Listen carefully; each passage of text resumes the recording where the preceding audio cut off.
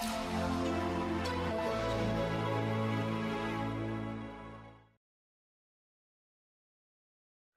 afternoon, all of you.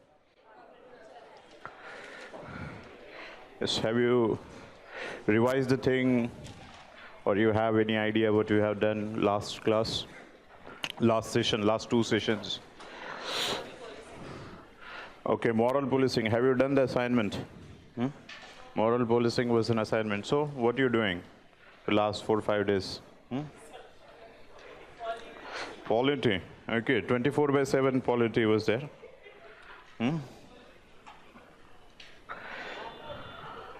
Assignment meant to be completed at home in your leisure time. Okay, anyways, what we have discussed before the moral policing, I think determinants of ethics we have done. And then, yes, value conflicts also we have done, that how the value conflicts give rise to the intolerance. Okay, value conflicts snowballing into the sort of controversies, and therefore what is required is a pluralism, value pluralism, multiculturalism, value of tolerance to be imbibed. So that, is it tolerance? How do you define the tolerance? In fact, that's the answer for the value conflict. Okay, how to resolve the value conflict is some of the values which are irrational, absolutely irrational with respect to the modern times.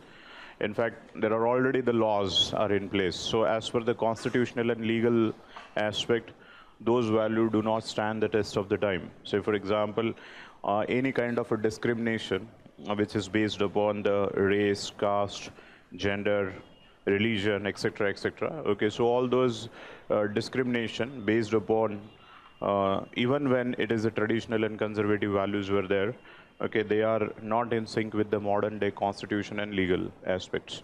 So we have already fundamental rights, we have different laws in order to establish the equality on those or the narrow basis.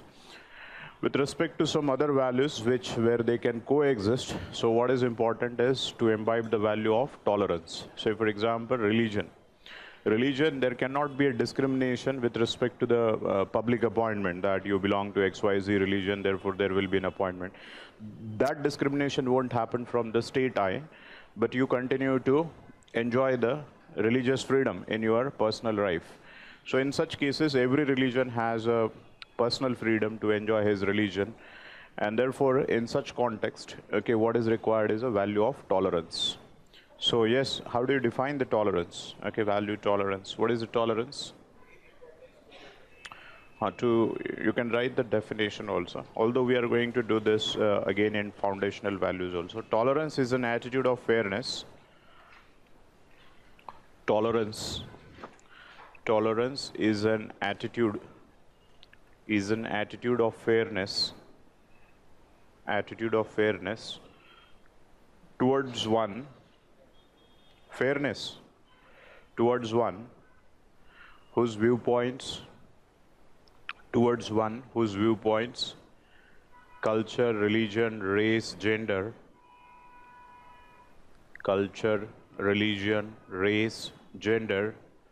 is different than that of yours. Is different than that of yours.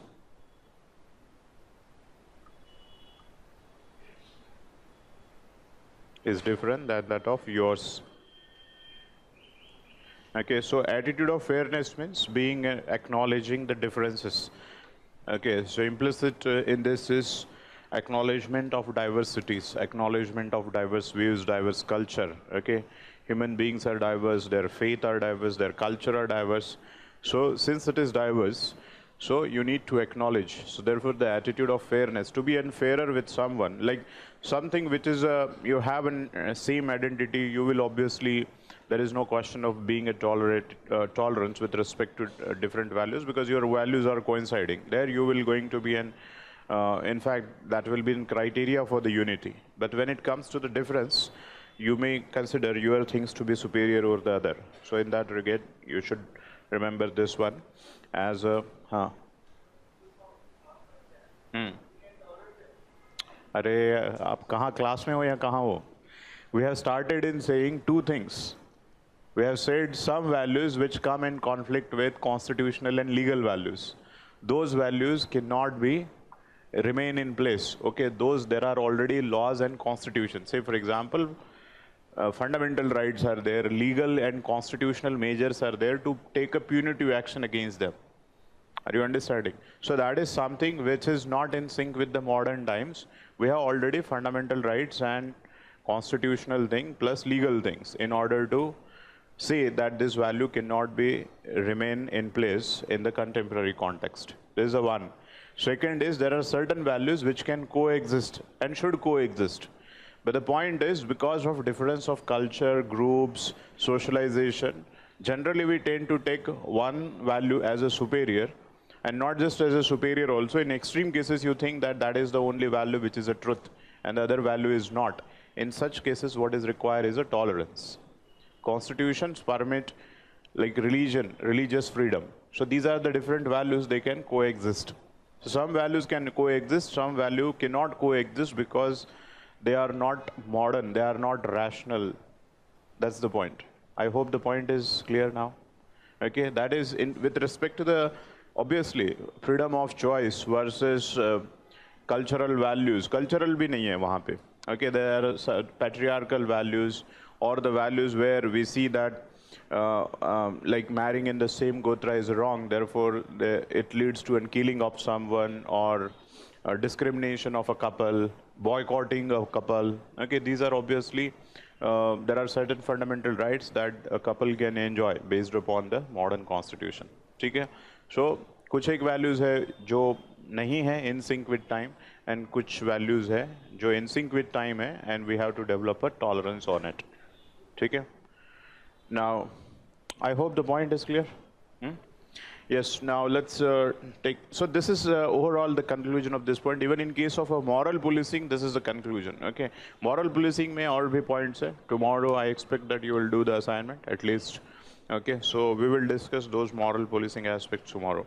So let's move on to the next topic, that is dimensions of ethics. Dimensions of ethics.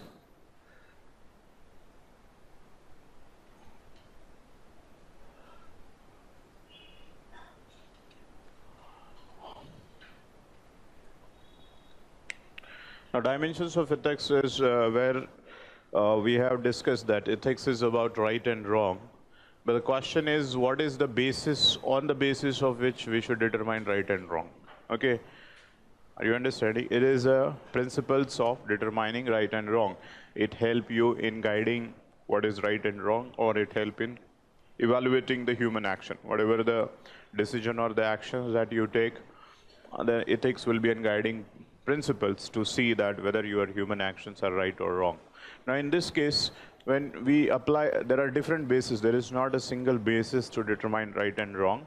And that is what is about the different dimensions of ethics. These different dimensions of ethics are also known as normative theories of ethics. Normative theories of ethics.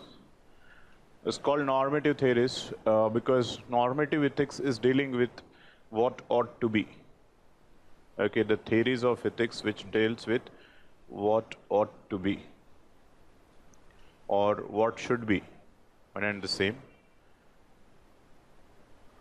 Ought to be or should be, rather than what is. What is a sort of a science or is a sort of a prescription, but here descriptive part. This is a prescriptive part. Prescriptive in a sense that what is good for the society. Okay, what is good or what is right. What is good or what is right, that it deals with the normative theories of ethics rather than what it is. What it is simple description of the contemporary time. Okay, it is a description. What it is a description. But what it is may not be that what ought to be. Okay, so in futuristic sense or what is required to be done. So those are the principles of ethics, and good or bad. Now, in normative theories, since this topic is like considering what ought to be. So we are going to see that this what ought to be is based upon what are the different bases of when we say that this ought to be correct. Okay, because it is a evaluatory in nature. So that is cannot be determined on the basis of single criteria. So there are various aspects. That is what we are going to discuss in ethics. Okay, so this is just the idea that what we are going to discuss. So in length, there are different theories. Before discussing or starting with the theories, I'm giving you a case study type of thing. Imagine that there is a slant, okay, and this is a road. On this road, okay, there is a vehicle, running a vehicle, driving a vehicle here, okay, in this direction. Now, at the end of the road, okay, you see there are 4 people standing here.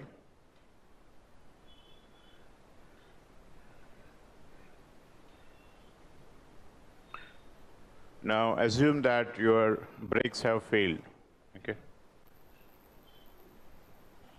And you are the one who is driving the car. Now, this will result into, obviously, after the slant, there are 4 people, and this will result into an accident. Okay, you will ram into these 4. It will result into an accident, and you end up in killing the 4. Okay, death of 4 because of the accident. Now, from here onwards, when you are approaching towards them, you see that there is a one road going into this direction. And here there is a one farmer, okay, going into his field. Now you have a chance that consciously, okay, consciously you can now turn the vehicle into this direction, okay. And obviously, if you are doing this, he will get killed in order to save food. Now this is a very conscious decision that you turn the vehicle into this direction in order to kill him so as to save the food. So either you go straight as in part of an accident and for getting killed, or you consciously turn your vehicle and then ram into this person. So the question is, how many of you are going to turn the vehicle in this direction so as to kill one in order to save the 5? Yes? How many of you? Okay. Please raise the hand if you are going to do that. Okay. How many? There is no option. There is no option. Okay. Yes. Only 2 options are there. That is, you go straight or you turn the vehicle. Yes. How many of you are going to go straight? Okay, fine. Please, what the rest of the people are doing?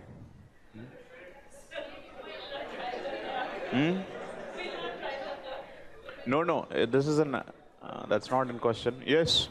How many of you are going to go like straight? Yes, fine. Yes, please raise the hand. Okay, fine. Yes, let's start from the first one. Okay, why you are turning the vehicle and killing this?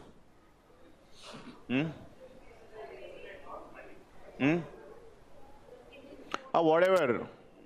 It's a sort of a person who is going, and there will be a death of the person. Okay, there is no possibility that you can like save him, or it's a sort of an accident or etc.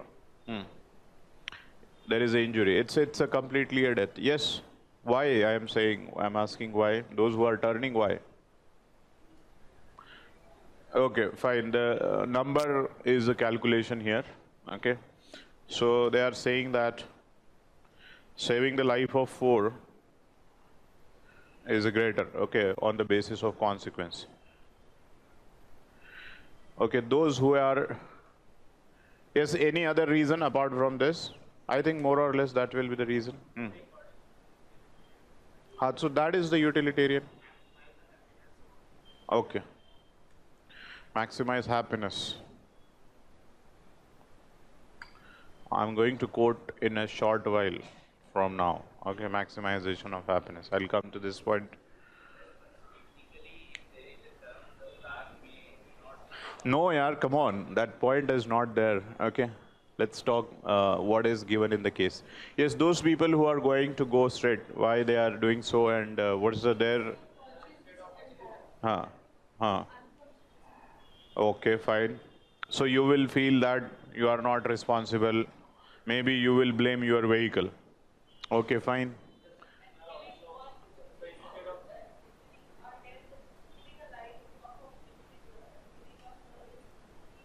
Okay, fine. So why not to then this? If okay. Hmm. Huh.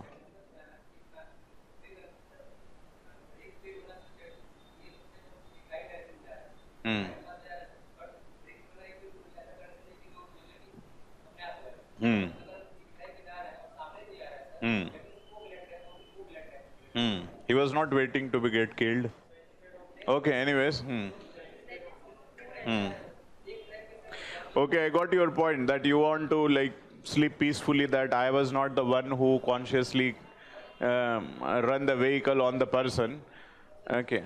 Got your point. Okay. हाँ yes you अरे it's instead of नहीं है, दोनों में से ही बताइए आप. हाँ अरे बताओ ना फिर इंस्टेड ऑफ क्या बता रहे हो. हाँ हाँ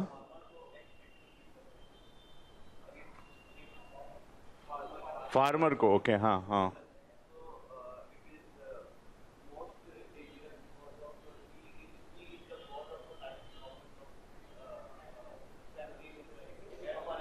No, this is your assumption. Nobody has talked why you are going out of the. That is what I'm saying. What is information which is not given? Do not. You know that who are these four people? Come on. Yes, certainly. That is not. That is an assumption. You have to consider what is given in the situation. Yes, you please. Those who are going straight.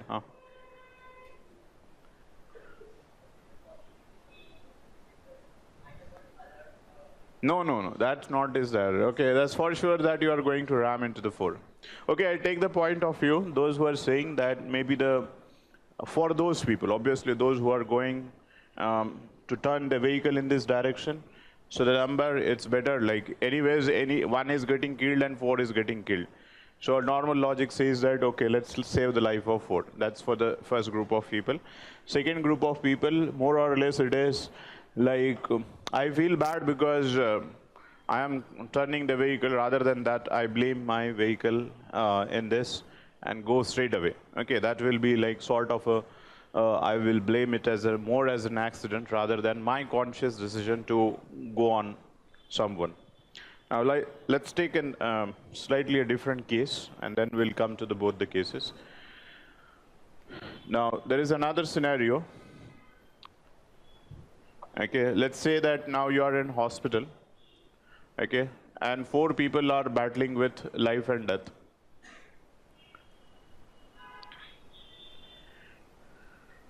Different organs of the body have failed. Say, for example, somebody's kidney, the liver, spleen, pancreas. Okay, heart, जो भी करना है वो कर दो वहाँ पे. Okay. And then there is one individual. Okay, so this is a scenario in the ICU. Surgeon, skilled surgeon, I would say that, skilled surgeon is looking after the ICU of four people, okay, battling with life and death. And there is one individual who came for celebration of his, say, for example, birthday for the blood donation. Now, it occurred to you as a skilled surgeon when you were traveling in the corridor, okay, you happened to see this person. And it's just occurred to you that this is a one person who is a very strong, whose all the organs are very fine, okay? And since you are a skilled surgeon, and you can transplant different organs, okay, liver, kidney, pancreas, and the spleen. Assuming since you are a skilled person, you have a very good track record of organ transplant, and you can save the life of four, okay, by taking the organs and transplanting it here. Okay, how many are going to perform surgery? Yes, Maximization of happiness, utilitarianism. Yes, 4 is greater than the 1. Now here also, like, if you go by that logic, sheerly that logic, that one can save the life of 4 at the cost of 1. Why don't we do that in this case, if at all? Like, if at all, obviously most of you are saying that one should not perform the surgery. Huh? Okay, if consent is there, how many of you are going to go? If consent is there, yes, you and let the others answer. Yes, how many of you are going to go? 1, 2, 3, 4. Okay, if consent is there, you are going to go. Okay, rest of the people, if consent is not there, why you are not going to go? If consent is not there.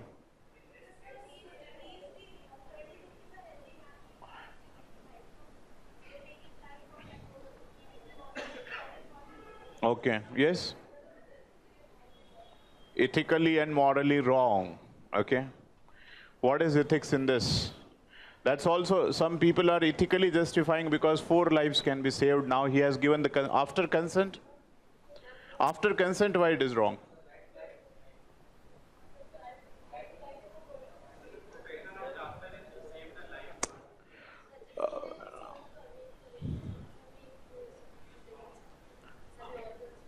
हाँ, तो दूसरे person को मारेंगे.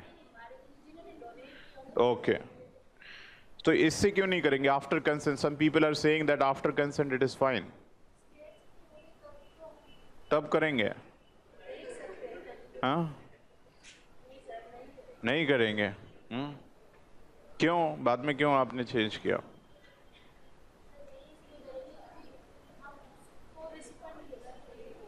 Yes, सीधा yes. हाँ,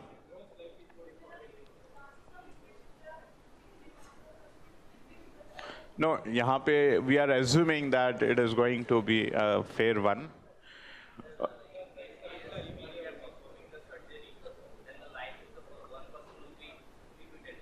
Yes, he will be dead for sure. अरे वो guarantee लेके कोई है क्या? रीजन पूछ रहा हूँ मैं. Yes, see, the thing is that taking a life, those people who are saying that after consent, we are still debating on euthanasia also. The world is still, the one who is already permanent vegetative state, who is death, still we are, should we kill him? Kill him, matlab, mercy killing jisko bolte hai. That is also so much of disputed because the thing is, life of a person, a natural existence. Now here it essentially means that if the person is, in fact, when person come for blood donation, do they take the blood if your hemoglobin is less than 10? Do they take the blood if your weight is less than 45? Why? Because one particular person cannot be used as a means for the life of killing of one so as to survive the others. That is not a sort of an ethics. Here you are taking into account the life of one individual is not so worth living for as compared to the others. Are you understanding? Those who are giving with the consent, there is many more ethical principles comes in here because you compare with euthanasia, the person is already died. Still there is a lot of debate, even the person who is already died, and we do not expect him to come into the normal productive life. Are you understanding? So here, maybe the utilitarian approach that we have discussed in the first case also is applied. But the thing is, the means of reaching to that utilitarianism is not where we see that can be acceptable, because here it leads to essentially taking in life of someone and then giving a life to the fore. So in some cases, it may be possible that you think of using some means, but in those cases the means would be something which can be justifiable. But it is not all the cases you can have a criteria that maximization of happiness. Maximization of happiness is general criteria. Generally, it's a very common logic to think that anything which benefits all should be done, and that should be the criteria for good and bad. But then this case study shows that it may not be the universal principle that you always think of maximization of the people, because sometimes the means are so horribly wrong that you cannot justify the end. Okay, so there are two theories in ethics broadly. That is, one is which says that the right and wrong of the action should be based upon the end principle. What is an end product? What is the end result? Okay, those are called as consequential ethics. And there are ethical principles which focuses upon the means, that no matter whatever the result is, you have to also evaluate a human action based upon the means. Those theories are called as deontological ethics. Okay, so we'll study one by one. So first write the consequential ethics. Okay, consequential ethics.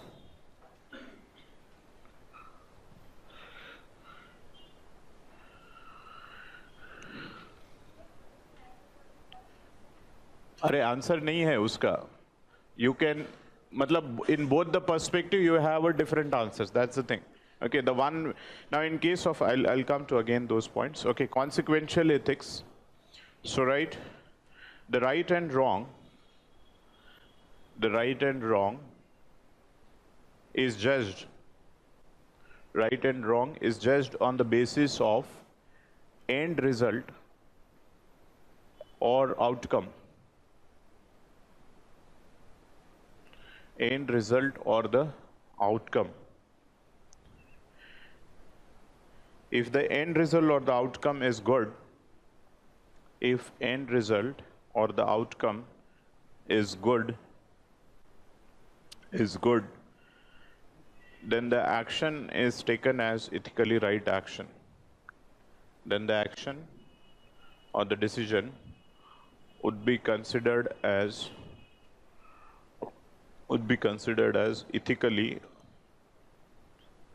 ethical action, likho, ethically right or ethical action, and vice versa. And vice versa. Vice versa, that if the end is not good, then the action will be. So the criteria for judgment is end result, not the means. What means you apply is not important. What is ultimately the end? Now, right? One example of consequential ethics is utilitarian approach. Utilitarianism, likho. Utilitarianism. Example of consequential ethics is utilitarianism. This philosophy is given by Bentham. Okay, so right, according to Bentham,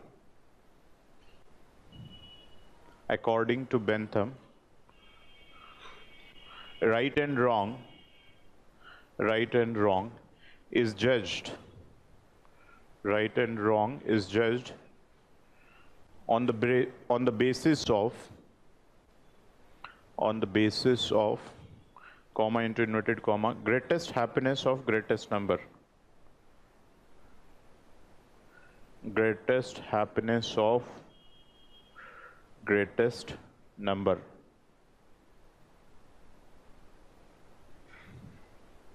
Greatest happiness of greatest number.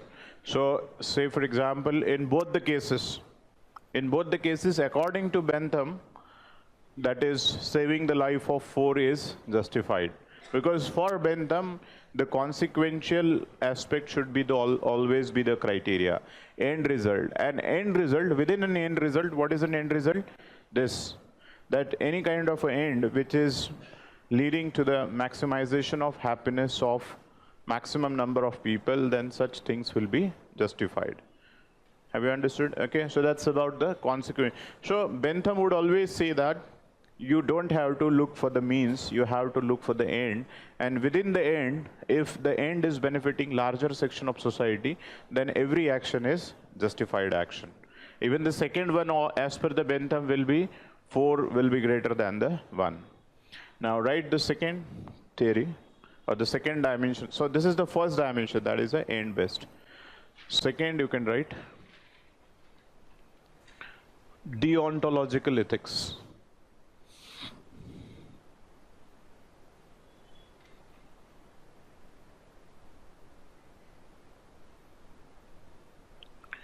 Deontological ethics. Deonto, you can say that with bracket mein, you write the duty-based ethics or oblique means-based. Now write the right and wrong of human action or decision. Right and wrong of human action or decision is based on means in bracket duty, whether you are doing your duty or not. Okay, that is moral duty. Means. So right and wrong is based on means, and end or outcome is insignificant here. End result likho. End result or outcome is insignificant here.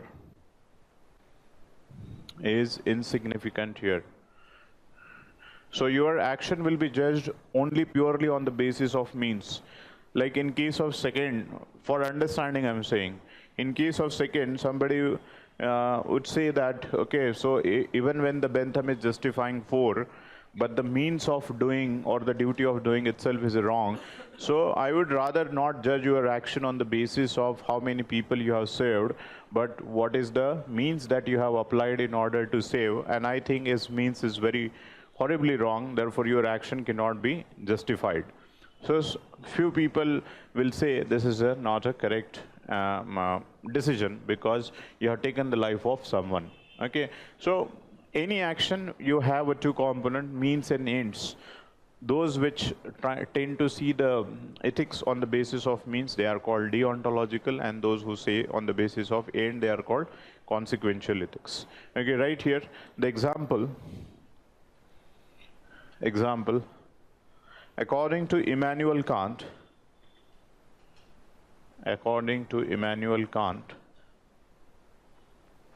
dignity of every individual, dignity and life, you can write. According to Immanuel Kant, dignity and life of every individual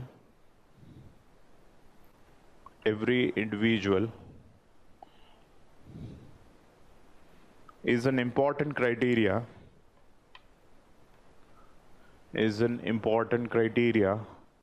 to evaluate moral worth of human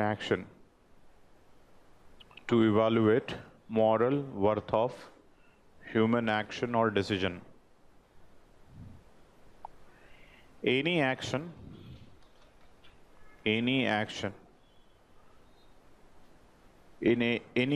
which threatens the life and the dignity of individual, any action which threatens life and dignity of individual will be considered as immoral action, no matter whatever is the result.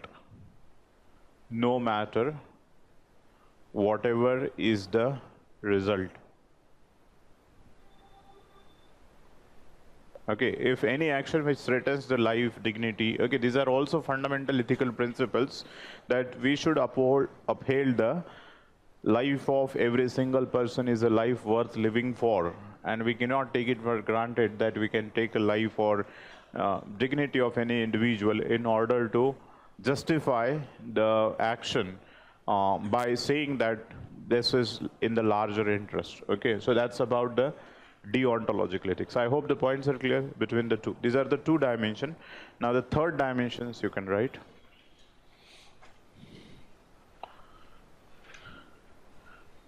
Third dimension is virtue-based ethics. Virtue-based ethics.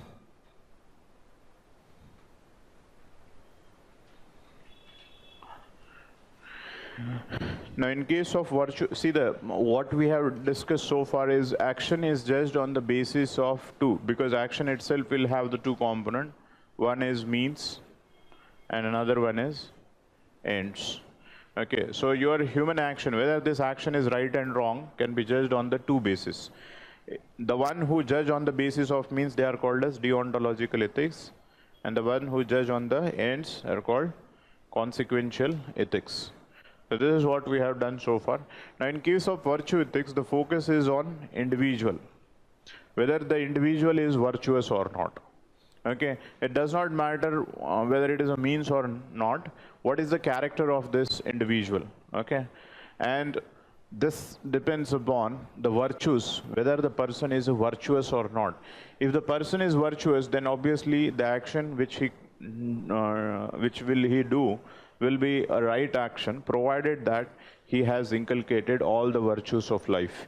So here the focus is more on inculcating the virtues in an individual, so that he will be a sane person, rational person, virtuous person, so that he can do the good for the society. This is a very fundamental theory of ethics, because ultimately, if the person here, as per the convenience, okay, the things can change. Okay, and we generally tend to see that if the people are not moral, okay, then nothing can be done as such. Okay, there is a limit what a law can do. Say, for example, whenever this cases of one example, like Delhi gang rape case came, and then the legal punishment was given, and so on and so forth, things have happened, and then there is a larger debate whether such things will start with the capital punishment, okay, or for that matter, for any heinous crime, there is always a debate. The heinous crime can be started only with the punitive action or the strong punishment. So we see that mostly the answer that we get is not, it will not lead to an elimination of the crime from the society, the punitive action or the capital punishment, because there are people in the society whose socialization is not very moral, okay, very rational, very in tune with the society, and they are going to commit. So in this respect, the law is at one place in order to deter the people, but at the end of the day, people need to be virtuous. We say that unless and until we educate the people and inculcate the moral values, we cannot think that the law is going to deter each and every one. And therefore, we say that capital punishment, although may have its significance of a deterrence, but it alone cannot change the situation of the society. Therefore, we talk about inculcating the moral values in individual. I hope the point is clear. Virtue ethics, so write some point regarding it. Virtue-based ethics.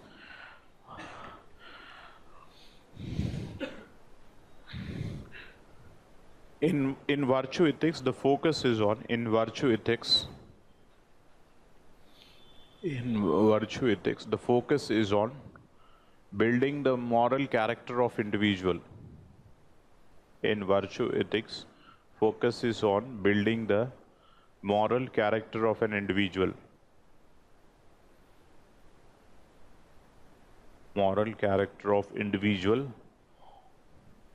or oblique society. Okay, inculcating virtues in people of societies. So that people would not commit wrong. So that people would not commit wrong or behave in a moral way, whichever is the case, okay? Or behave in a moral way as per the guidelines of society.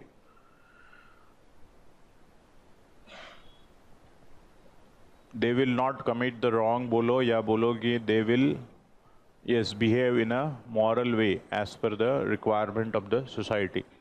That is not important, that's the significance. The focus here is imbibing the good values, good virtues. So right in the next slide, that is moral character building is done. Moral character building is done by inculcating. Moral character building is done by inculcating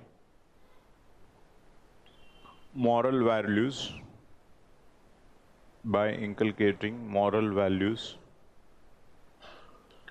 or virtues, and by eliminating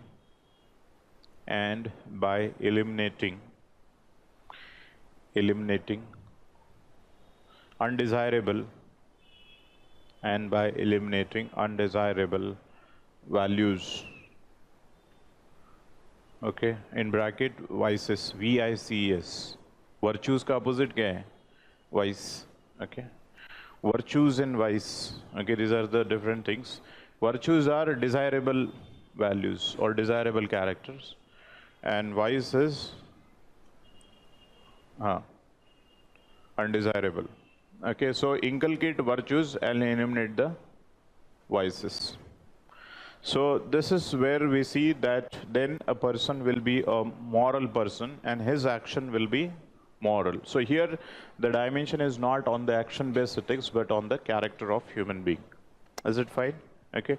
Now write the fourth one. That is example likho iska. Example. Now here the example is what are those virtues which makes the person moral. Okay, so there can be different examples that can be given. We are going to revisit all these theories again when we'll discuss the thinkers, because we have one chapter called moral thinkers. So in that we have to inland discuss about what are the different scholars who have said different things with respect to different dimensions of ethics. So just for the sake of understanding here, because here the question, our purpose was not to go with the thinkers, but to the dimensions. But when Socrates, Plato has talked about 4 virtues. So just write an example. Plato has talked about 4 cardinal virtues. 4 cardinal virtues. Plato has talked about 4 cardinal virtues. So write, yes, write directly. That is wisdom, courage, temperance, and justice. Wisdom, courage,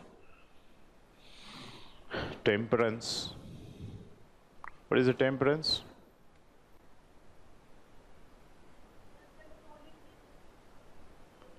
Yes. Controlling the feelings, emotions, okay.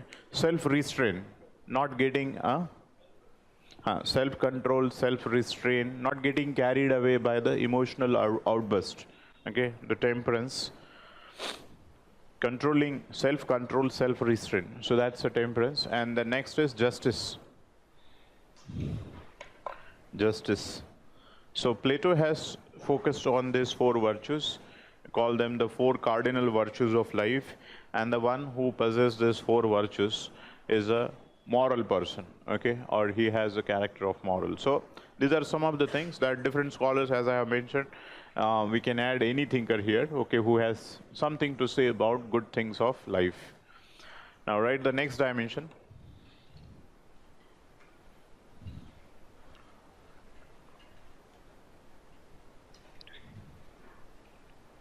Next dimension, you write the right-based ethics, rights. Rights. Right and duty wala. This is not right and wrong wala. Rights. Rights-based ethics.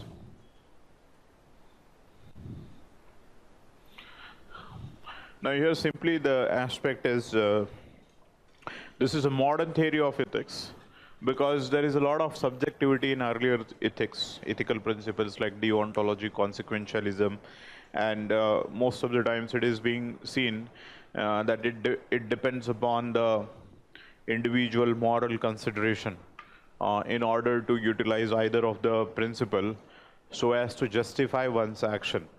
Okay, you may use consequential ethics in order to justify, or then you may use the means to justify. So there was a lack of objectivity, and this debate of ethics is more of a subjective in nature. So this theory of ethics is bringing more objectivity in the theory of ethical principles by saying that right and wrong of the human action will be judged on the basis of rights. Okay, and the rights are, what are the rights?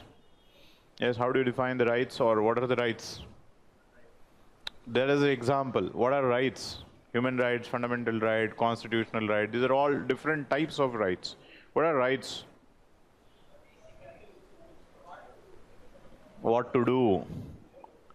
What is fundamental duties then? What to do?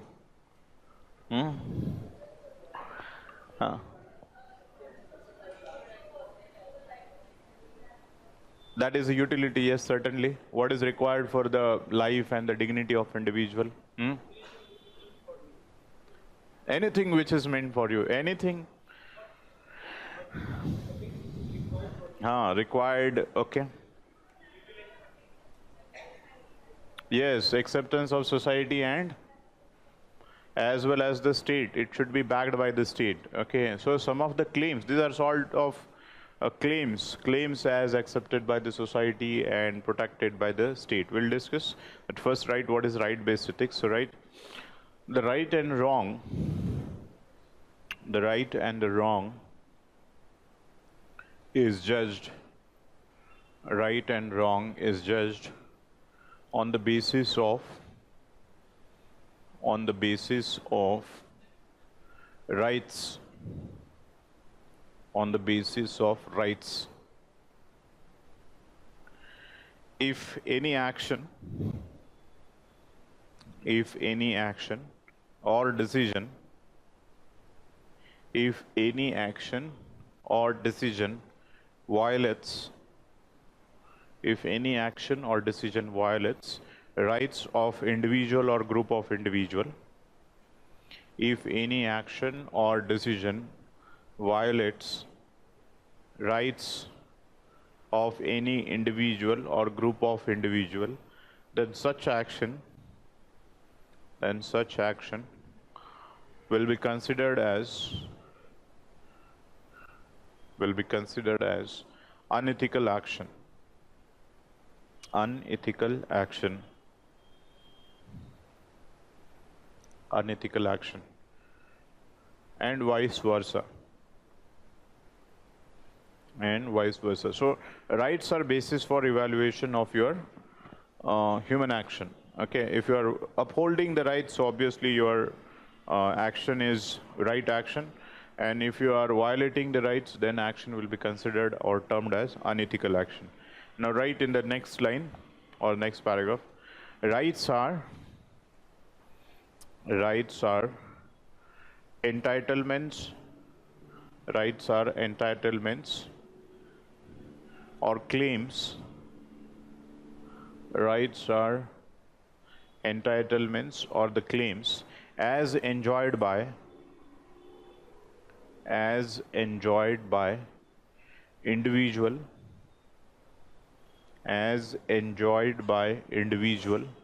or group of individual,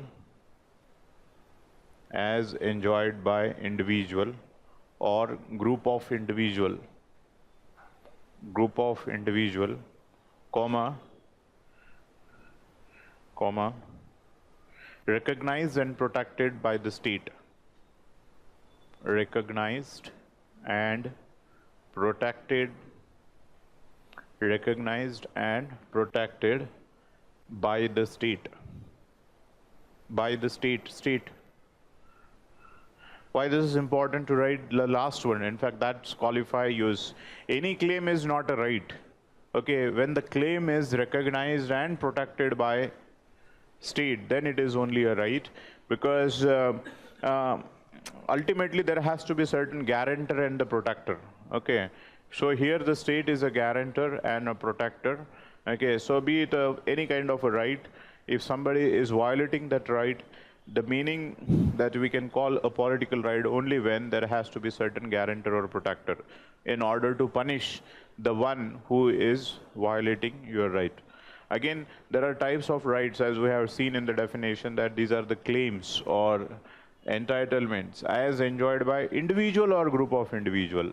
It means that there are certain rights which you enjoy as a part of you as an individual, and there are certain rights you enjoy as a part of group. Okay, so there are certain group rights and there are certain individual rights. So examples, obviously here, fundamental rights. So write the examples: fundamental rights, human rights, constitutional rights as a basis of judgment of moral action.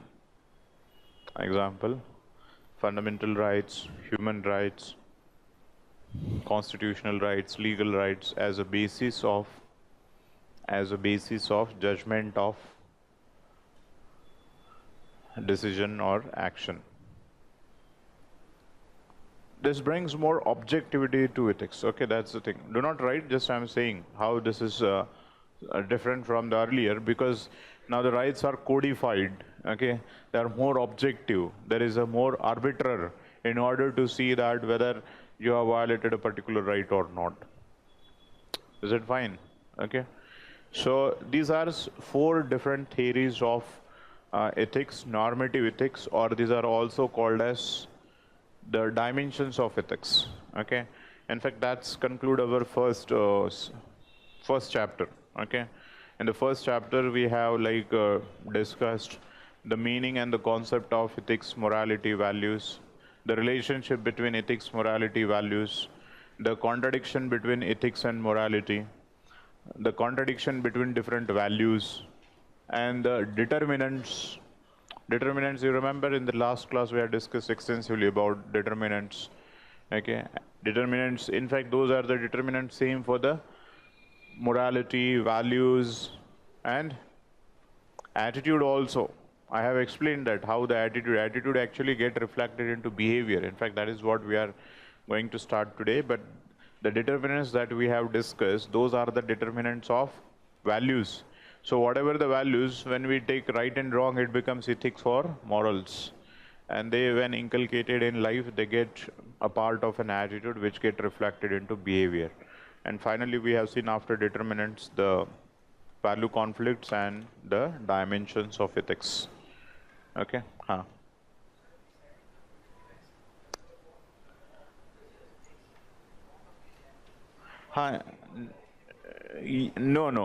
There are principles. Depending upon what sort of your judicial system and legal system is. Like say for example, आपका polity हुआ है कुछ? There are two terms called procedure established by law and due process of law. Okay. So procedure established by law, which is a variant of UK constitution, okay, which talks about whether you have followed a procedure. So if anything wrong with the procedure, then law is a bad law. But nowadays we follow the due process of law also, that not only just the procedure, but also the substantive aspect, whether the law is a just, reasonable and fair. Okay, so that this aspects which incorporate the principle of what we call natural justice. Principle of natural justice means moral justice, that even when the parliamentarians are the people's representative, they cannot make any law abstractly without due consideration for the moral and ethical things. Okay, so therefore, such law will be in earlier times. The judiciary will evaluate only on the basis of procedure, but now they evaluate on the basis of principle of natural justice also. Is that fine? So this is a consideration. Second thing is obviously when judiciary will look into it, there are fundamental rights which are incorporated. So if it is Article 32 or 226, if you go through the writ jurisdiction and the court for the violation of the law on the basis of either of fundamental right, so obviously they are going to incorporate this principle. So these principles have been a basis which makes the law. In fact, there is an essential continuity between ethics and law. Okay, there is essential continuity. In fact, what are the laws? When there is a maximum consensus developed, everyone of the society get agree, okay, this is a good thing for the society, then it get codified into law. Are you understanding? In fact, write that one question, because that will be otherwise important too. Okay, discuss the relationship between ethics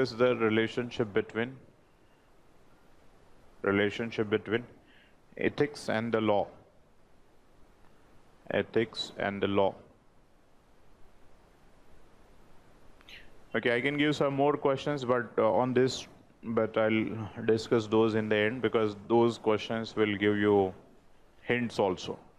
Just write, take 5 minutes, write law and ethics. Whatever you can think about. Like I have taken one question on religion and ethics, religion and ethics याद आ रहा है नहीं आ रहा है? ऐसे देखते हो यार कि कुछ मतलब पता नहीं, ये लिया ही नहीं था। ओके, रिलीजन एंड एथिक्स एक लिया था, the way we have taken, so something like that you have to like adopt an approach and write something about law and ethics.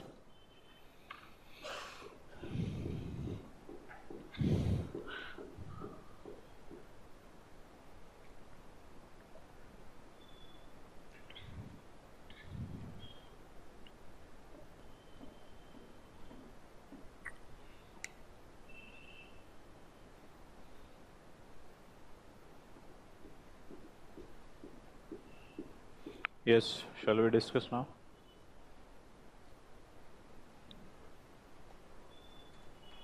Yes, who would like to answer? Okay, go ahead.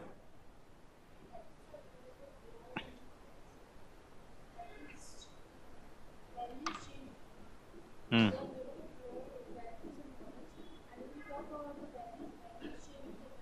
Hmm. Hmm. Hmm.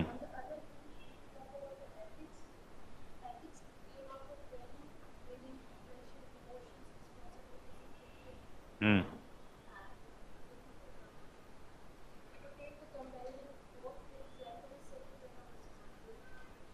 Okay, fine. Yes, wait.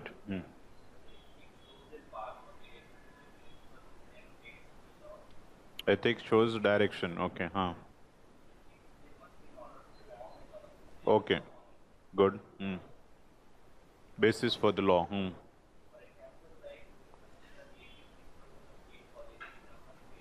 Hmm. Hmm.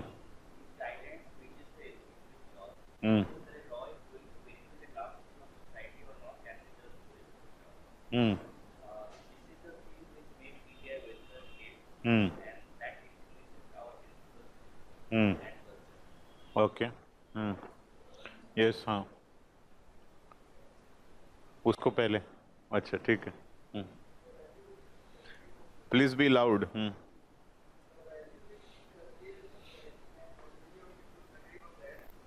हम्म।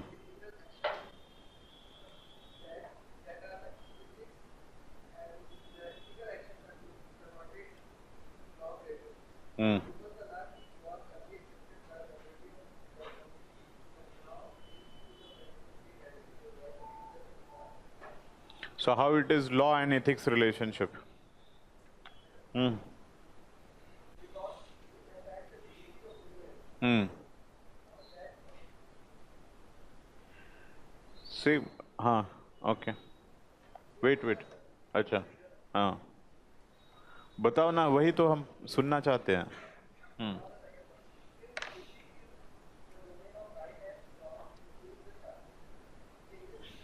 हम्म।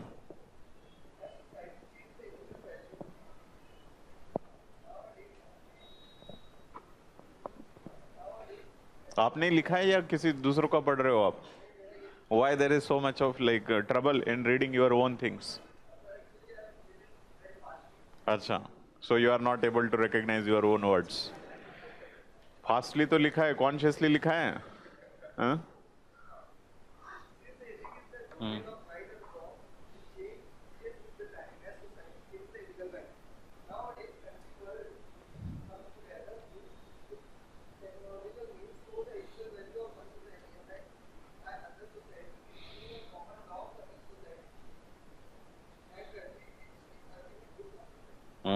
आपने क्या किया है, ethics के बारे में ऐसे लिखा है और थोड़ा लॉ स्प्रिंकल किया है, ऐसे ऐसे ऐसे ऐसे ऐसे थोड़ा, मतलब टेस्ट आने के लिए कि हाँ लॉ भी जरा डाला हुआ है।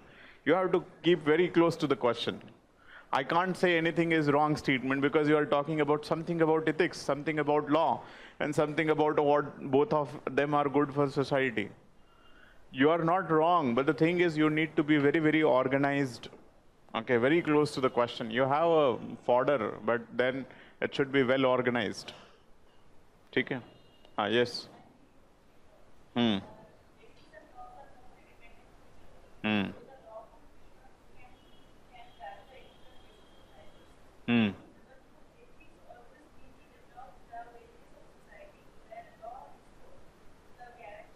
Yes.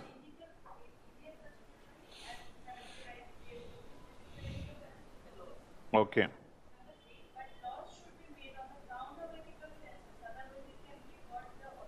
Yes, very good. Okay, ठीक है. Good points. ऐसे थोड़ा सा लिखना है जरा, keeping close to the हाँ. Just read the point. Do not write whole answer. What is your framework? Just tell me that. हाँ. Yes, very good. That is also one of the important point. हाँ. Ethically justified.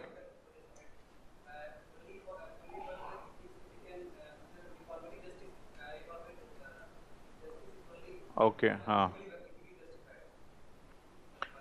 While choosing, you need to be quite selective, okay, which part. But yes, this also is important. Not all the laws are ethical. In fact, ethics also help in evaluating the worth of the law, whether the law is democratic or not. Yes.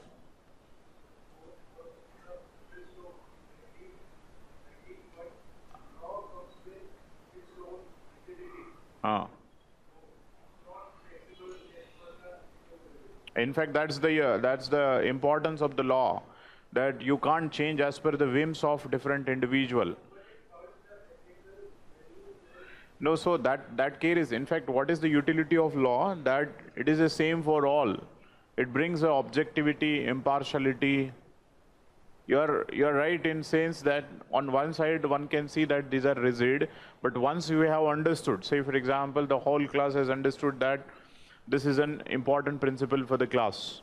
Now we see that this principle we should follow, and the one who is not following this principle will be punished. Now, this brings an objectivity. Now, tomorrow, each and everyone cannot give the reasons why he or she is not following that principles. Are you understanding? So, it brings more and more objectivity, because ultimately, when you run the society, you need certain impartial tool in your hands in order to impose. Once you have, once the collective conscience dictate us that this is good thing, like nobody should talk in the class while the lecture is going on, if this is a principle, then first we should agree upon that whether should agree upon this principle or not. Once it is agreed, now law will become a more objectivity. Okay, so there is a utility. You have got a point also, but need to articulate in a different manner how it restricts and etc. ठीक है. हाँ, और बताइए, और कुछ लिखा है? That's the point. Okay. हाँ.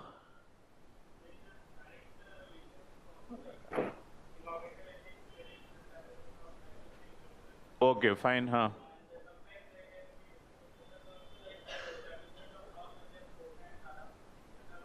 Okay, fine.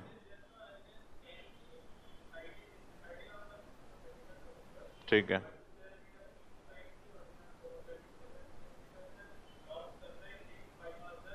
Ethical. Yes, last.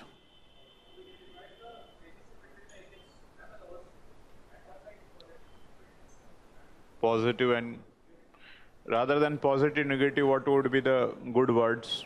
Complementary and contradictory. Okay. ठहरो कंप्लीट तो होने दो. हाँ.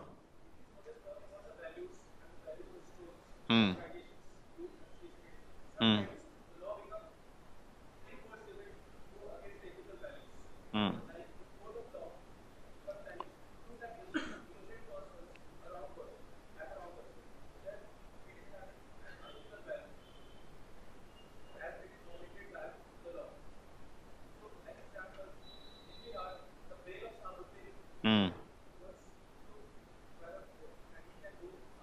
हम्म. हम्म. हम्म.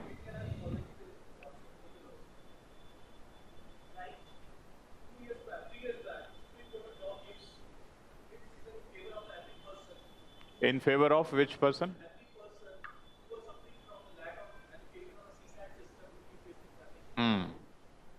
So that's a, see, the thing is that that's fine, but the thing is that there are a good number of people who consider that it is unethical. Yes, the criteria you used for evaluation may be different, and on that basis you are justifying that as an ethical decision. The moment some people will change the criteria, they might consider that this is not an ethic. ठीक है, I got आपकी भावनाएं पहुंच गई हमारे पास. नहीं, that's fine. That he is trying to say that some laws are ethical, some laws are unethical. That is how you have written. Okay, so okay, last. आपके कुछ नए पॉइंट्स है तो बताओ, नहीं तो वी विल डिस्कस. ओके, ठीक है, सेम पॉइंट्स है तो नेक्स्ट टाइम आपको चांस दिया जाएगा. हाँ बताइए, कुछ है तो.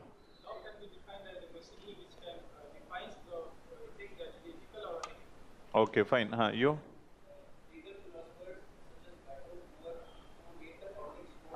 हाँ हाँ.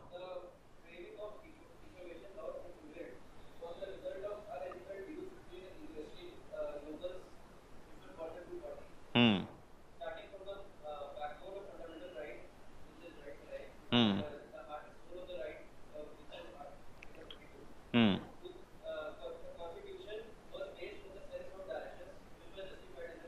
Hmm. You have points, but it is more of a historic perspective and technical perspective. You have to own these points, okay, in order to give a more weightage to what you are essentially going to see. You have to say something and then substantiate your answer by these arguments. Okay, this is what I want to say, that ethics is a basis for the law. Now you have said this thing, and then you say that as the Socrates also said, Plato also said, this has also been seen in the history when the law evolved, those evolved by the consensus of ethics. This is how you have to make an argument.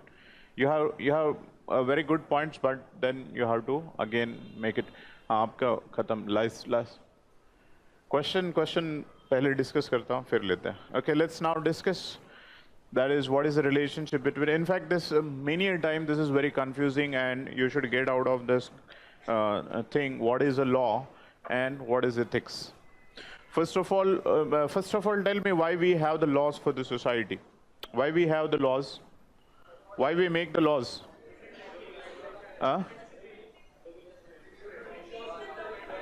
To ensure? Yes. To ensure civilized lives, to ensure the good behavior by each one in the society. To ensure a good behavior by each one in the society. That is what is a society. So society के लिए जो भी good behavior है, okay, discipline, truth, honesty, harmony, peace, etc., etc. So it is ensured by the law. Now when we make, how it is ensured by the law? It is ensured by the law because if you don't follow the law, there will be a punishment. First, I am just making you understand that how the things are related.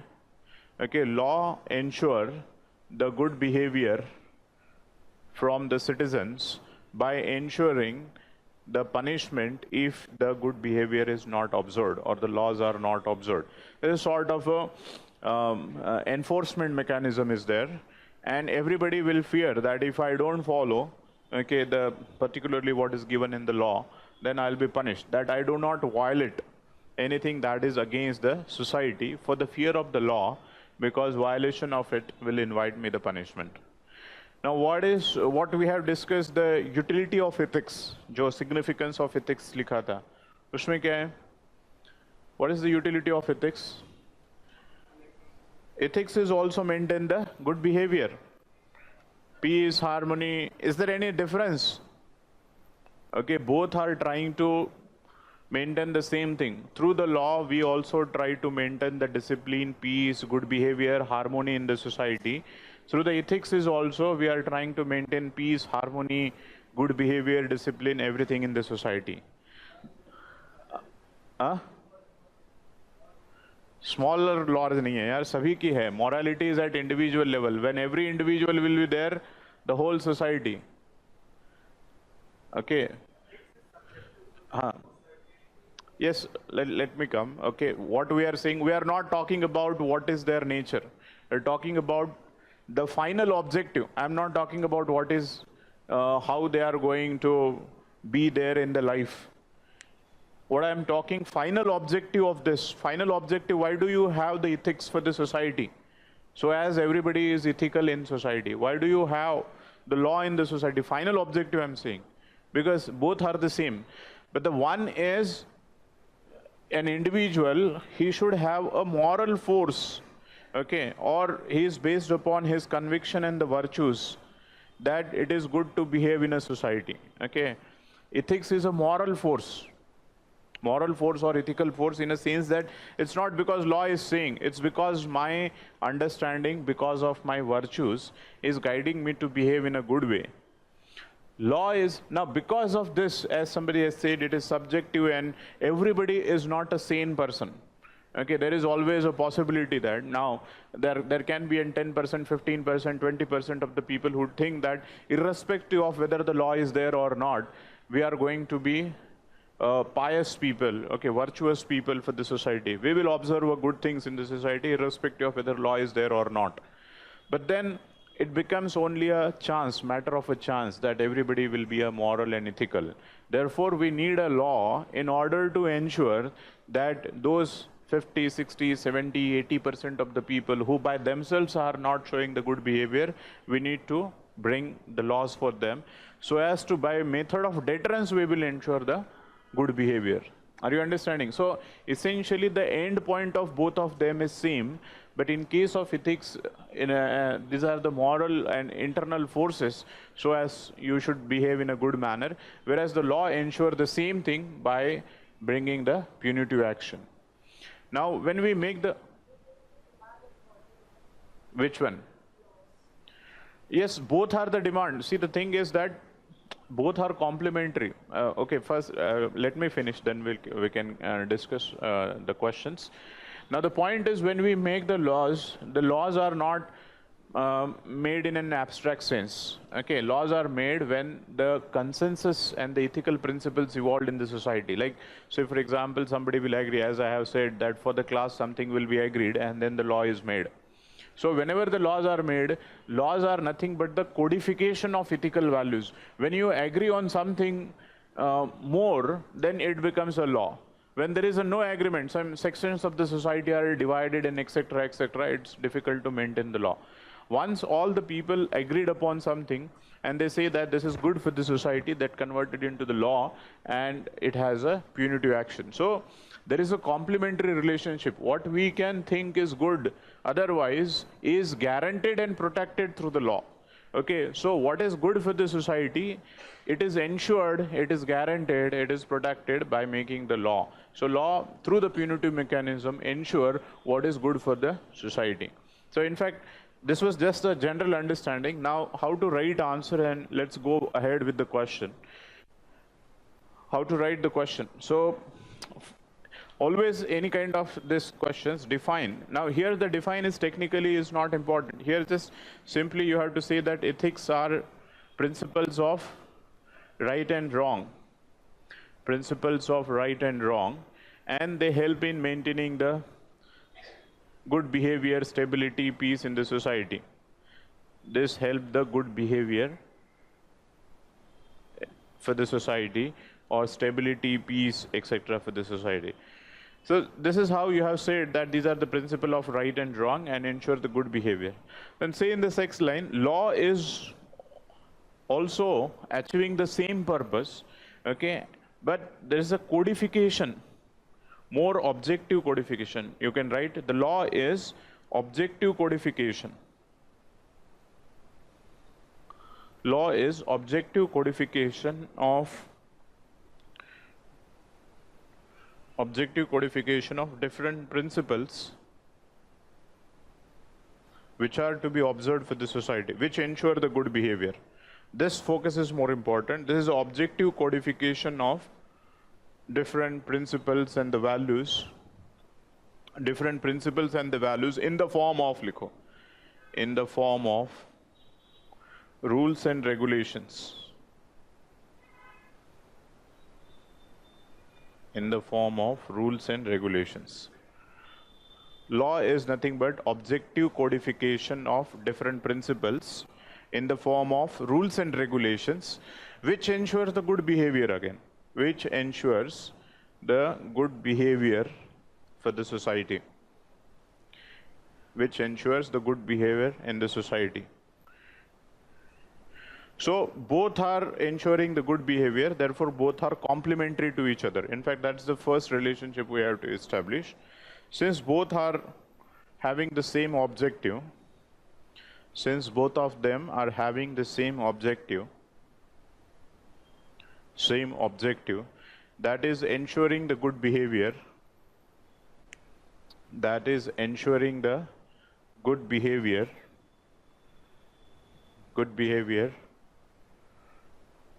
comma, both are complementary to each other.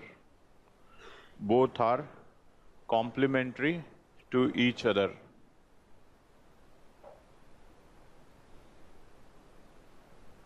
Okay, ethics is a form of a moral force, whereas the law will ensure the same through the mechanism of enforcement. Are you understanding this? Ethics is a sort of a moral force. Why we do? Because we think it is good thing to do. How the law ensures through the enforcement. Okay, now this complementary relationship, you can give certain examples, like say for example manual scavenging in today's time. Okay, ethically also it is wrong thing to do. Law is also saying if manual scavenging is there, then there will be a punishment. Untouchability, it is ethically wrong to practice untouchability. It is unethical to have untouchability. Law also says the same thing. समझ में आ रहा है? ऐसे कई सारे, मतलब जितने भी लॉ है हर एक का प्रिंसिपल आइडेंटिफाई करो. Right to education for the children. Okay, children should not work in an hazardous industry and they should be educated. This is a moral principle. Law also through the Right to Education Act ensures the same thing. So both are complementary. What is good for the society is getting codified, objectified, protected, enforced through the method of law. This is the first paragraph you have to write. That is how the relationship is complementary to each other. I hope there should not be any difficulty in understanding this. Now, having said this first part, second part, you can see that although it is general understanding that law always, ethics is a source for the law, but it is not always true. Okay, that is, ethics is a source of law or the laws are ethical. It may not be always true. So can you think of certain situation where law does not reflect the ethical consideration? So you can say that, yes, yes, you can say that in dictator regimes or authoritarian regimes, when the laws are made for their own interest, okay, to further the interest of ruling class, to further the interest of one section of the society over the other, then such laws may not be ethical, and in such situation, ethics will help in evaluation of laws.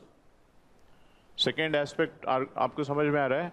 When the laws are not complementary, in fact here they are running contradictory to each other. Ethics is saying something and laws is saying something. So second point में आपको वो चीजें लिखनी है. Particularly see, in case of dictatorial regime, you will get number of laws which are unethical. Okay, but in case of a democratic, there is a less and less scope, because when the laws are made, they are made with the consensus, with deliberation, discussion, etc. Still, it does not mean that you will not have any law which is contradictory to modern ethical values. There can be, like section 377 in IPC. So it says that there is a punishment, okay, for the homosexuality. Now, our modern ethical values says that they are also the human beings. So you can use this also, that section 377, which is a law which may be contradictory with respect to modern ethical principles, where the dignity of human being, okay, the life of human being is not upholded. समझ में आ रहा नहीं आ रहा है? Okay. इसी contradiction में दूसरा ये भी principle हो सकता है. यहाँ पे हमने ये दिखाया कि laws are regressive and ethics is progressive. These are the example. Laws are regressive and ethics is progressive. There can be a second contradictory relationship. Contradictory में दो है, where the law is progressive and ethics is regressive. Patriarchal societies में women empowerment से related जितने भी laws है, those laws are progressive laws. But we continue to hold that women should wear this, women should have this, that, etc., etc. The typical traditional role, like triple talaq है, या फिर बाकी सब ये जो cases है, जहाँ पे you can say that the laws are progressive. In fact, Yes, can you identify some of the laws, like where the law is progressive and still society continues to believe?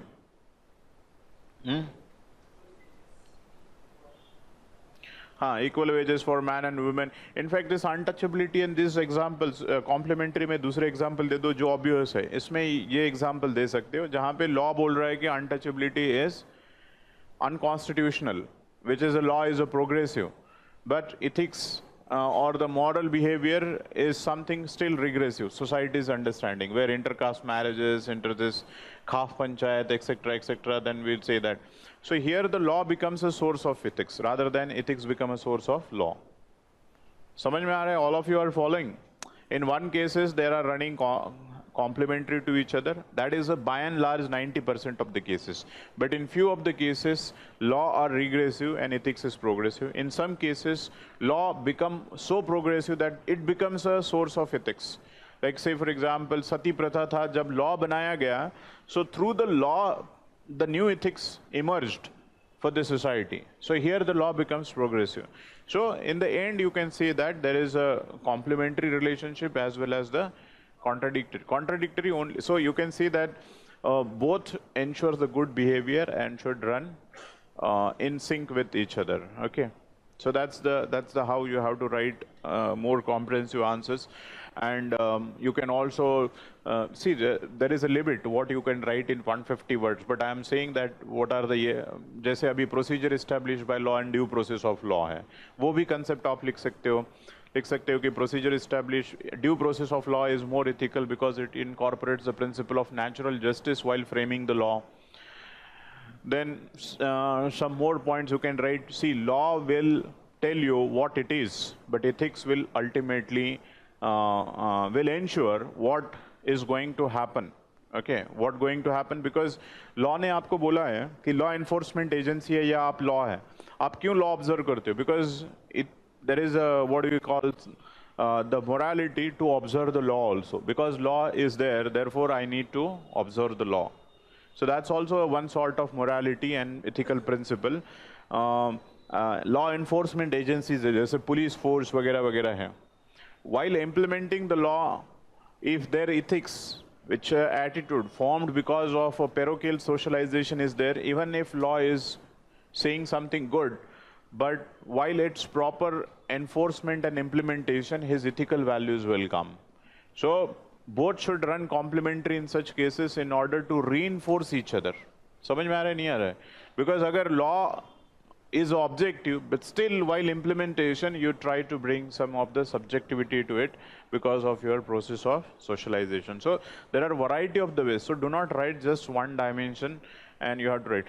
The one which I have spoken about, that they are running, at times they are contradictory to each other, and laws are regressive also. So there is in fact what we call a conscience as a source of ethics, where you challenge the law on the basis of your moral conscience. Like say for example, Gandhi has challenged the salt law. Okay, it was a law which was in place, but it was an unjust law. So ethics will help you in challenging the unjust law.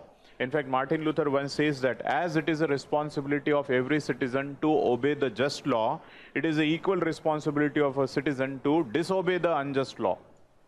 समझ में आ रहा है नहीं आ रहा है? That is on the basis of moral principle. If a law is a bad, it is equally responsibility of a citizen to disobey the unjust law, as it is a responsibility of citizen to obey the just law. So how you are going to incorporate, it's up to you, but that is how you should remember. But ultimately, the first part is most important one. The later part, the contradictory part, is somewhat exceptional parts. By and large, this is the source. Why we make the laws? Because both should run complementary, and law takes the ethics forward by ensuring objectivity and enforcement. Are you understanding? Okay, so that's the point, and this question is going to be an important, because in many of the case studies, when you suggest alternatives, you have to suggest certain alternatives based upon law, and you have to write certain suggestions based upon the ethical and moral aspects also. Okay. Huh. Hmm. Hmm. No, It depends upon that what is your basis of questioning the law. If it is a more rational, like say for example Raja Ram Mohan Rai, when the Sati Pratha was there, when you are questioning something, how much it is a rational, modern, and in sync with the modern understanding, that becomes important. Ultimately, when you make a voice, okay, it should be heard, and it should be, again, your voice also will be evaluated on the basis of certain principles. ठीक है, जैसे है कि gender justice or gender equality is be considered as a modern value. So even if a law which is a discriminatory in nature, so obviously that law will be, yes, not will be so modern. In fact, there was a time in, I think I must have said in the last class that there was a series of segregation laws the America mein, that white used to go to the white, there are different community parks, schools, and all the public places for the whites and the blacks. This was legal. The law was stating that these are called segregation law, or this segregation law are generally termed as Jim Crow legislation. So Martin Luther has questioned this law on the basis of this, because it discriminates on the basis of race, okay, on the basis on the color. So this is how you have to articulate the things. It does not mean that you keep on questioning. That's what I said, that in a democratic country, in a democratic setup, there is a less scope for questioning, because the laws are made with the consensus and with a lot of deliberation and discussion, etc. But still there is a somewhat room for questioning the laws. Like section 66A, एक law था, okay, of IT Act, okay, which was a bad law, which was struck down by the Supreme Court. Pota Tada, has somebody has said, because this create a scope for the arbitrary arrest. Also, some laws are right in spirit, but the implementation of law is so bad that it also lead to questioning of different laws. In fact, there are questions with respect to Armed Forces Special Power Act, okay, because there are certain human right violations and certain safeguards that have been provided within the Armed Forces Special Power Act, which has led into the more damage rather than the benefits. So, but you should be very sensitive while questioning the aspect. You should not question. Here it is not seen. Many times it is being observed. When you question one aspect of the law, you will be termed as anarchist. And while writing also, you should also take care of your. It is not anarchy of you are not questioning the whole legitimate system of parliament who makes the law. We are saying one law, and out of that one law, one particular clause, which is in contradiction with the spirit of the human values. Rather than questioning the whole system is wrong, the parliament is wrong, the political dispensation is wrong. Okay, so you should be very particular with respect to what you are questioning. Okay, if you are questioning one aspect of the law, you should be very particular about it. There should not be any sense which should give an opinion that you are questioning the whole establishment. Have you understood the point? Okay, so write the next chapter now, that is an attitude. Attitude.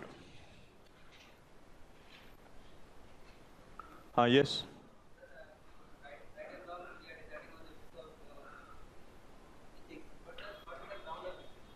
अरे अभी तो 4 dimension सिखाए.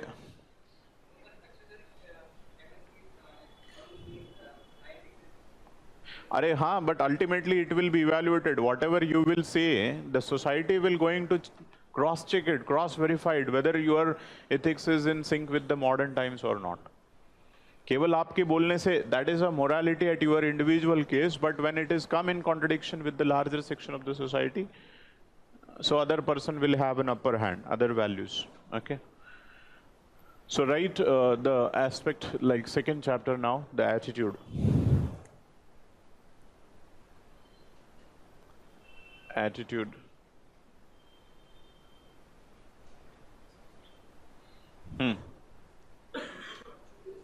Ah.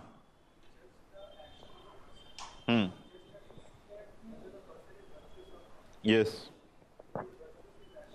Will be considered. That's why it is not a very objective theory, because there is no criteria to judge virtues. Okay. In fact, the focus of judgment is not so important in case of virtue ethics.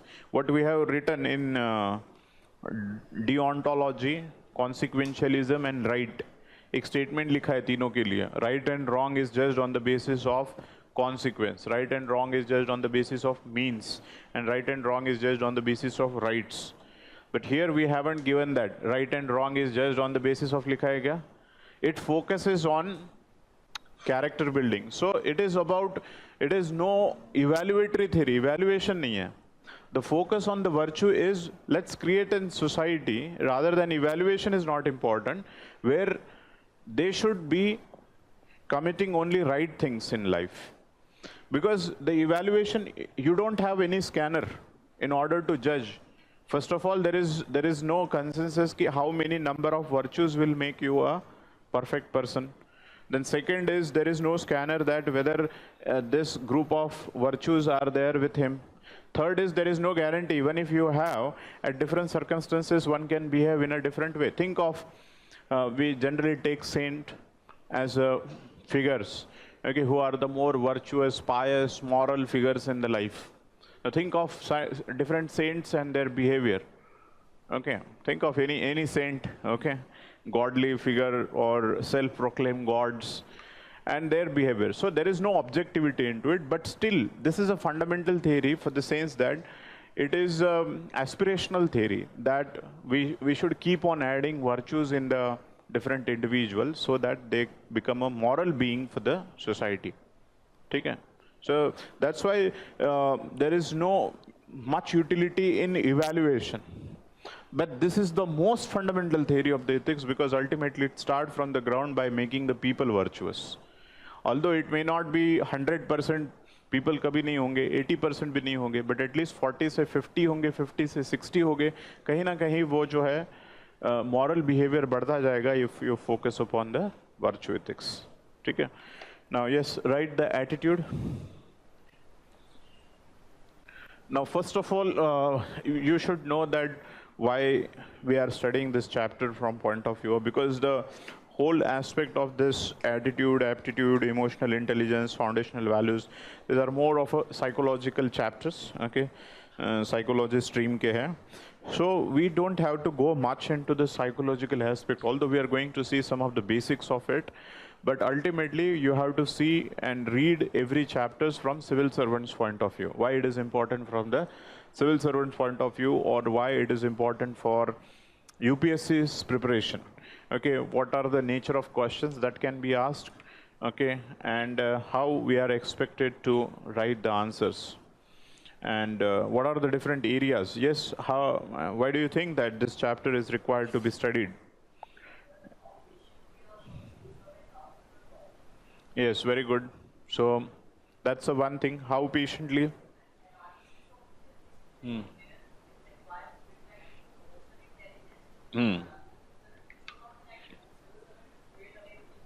Okay.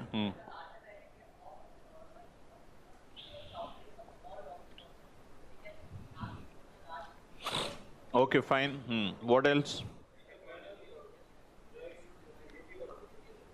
Attitude drives the behavior.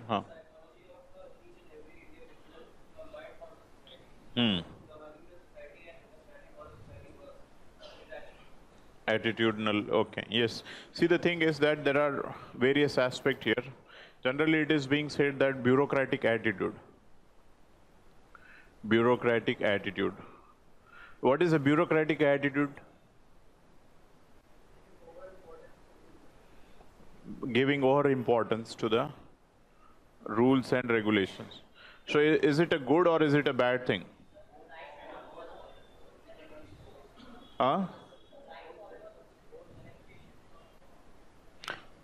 Blind followers, so what should be the criteria? Somebody has also used this like over importance.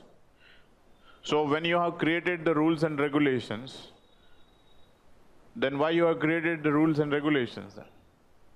What is the utility of it? Is there any utility of? They are the guidelines. Okay, fine. What are the positive? Is there any positive if you follow the rules and regulations? अरे मैं positive पूछ रहा हूँ पहले. Yes, impartiality. In fact, this help in maintaining the impartiality. Yes, it help in maintaining the impartiality. It help in maintaining the objectivity to your decision. Otherwise, every single person, yes, will work as per his whims, okay, as per his subjective consideration. Okay, there will be a more nepotism, opportunism, favoritism, corruption, etc., etc. So if there are rules and regulations will ensure that there will be no nepotism, favoritism, crony capitalism, and more impartiality and objectivity is maintained. So there is a reason, there is a rationale. In fact, for the lifetime of bureaucrats or civil servants, rules and regulation is a sort of, you can say that, Bhagavad Gita, okay, or हाँ जो भी है कुरान जो बोलना है वो बोलो, that is in the form of code of conducts रहते हैं उसके पास. So he is expected to behave as per the code of conduct. He is expected to behave as per the rules and regulations. That is why it is the bureaucratic setup. But then over a period of time, so do not cancel these arguments altogether completely. There is a certain basis and rationale. Now what is happening over a period of time, they become so much attached to rules and regulations, and which is rightly so also. But the thing is, when you apply these rules and regulation in different context, now, these regulations, to start with, have originated in the model of UK, where the Max Weber was a person who has spoken about the bureaucracy. And Max Weber has said that bureaucracy is about hierarchy, and in each hierarchy there are certain functions, and each functions come up with certain rules and regulations, and he is expected only to act as per the rules and regulations. This is how the division of labor will be there. At every hierarchy, specific functions are given, and you are expected to only do that task which is given to you. You are not expected to do other things. Now, this was fine so as when we see about the Western societies, because Western societies where the people are modern, people are educated, people know about their rights, people have a capacity to go to the state and ask for the different entitlements. So the problem does not arise when it talks about the rules and regulation and the bureaucracy. In a purest form, bureaucracy is about following the rules and regulations as given to you. But when it comes to the context of third world countries, or particularly the India, the problem here is, with respect to third world countries, is the society is underdeveloped or developing, and there is a lot of illiteracy. There is no awareness. Public are not aware about the different entitlements. Public don't have a capacity to reach to enjoy the entitlements. In this context, okay, what is required is the bureaucrat. The role of bureaucrat is something more than what is the role of bureaucrat in the Western societies. He needs to be more public-oriented. Okay, public-oriented means he should listen to the public. Okay, so that is where we see the empathy and compassion.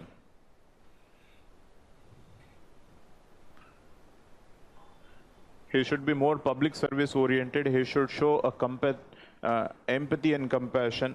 He should act as an agent of change.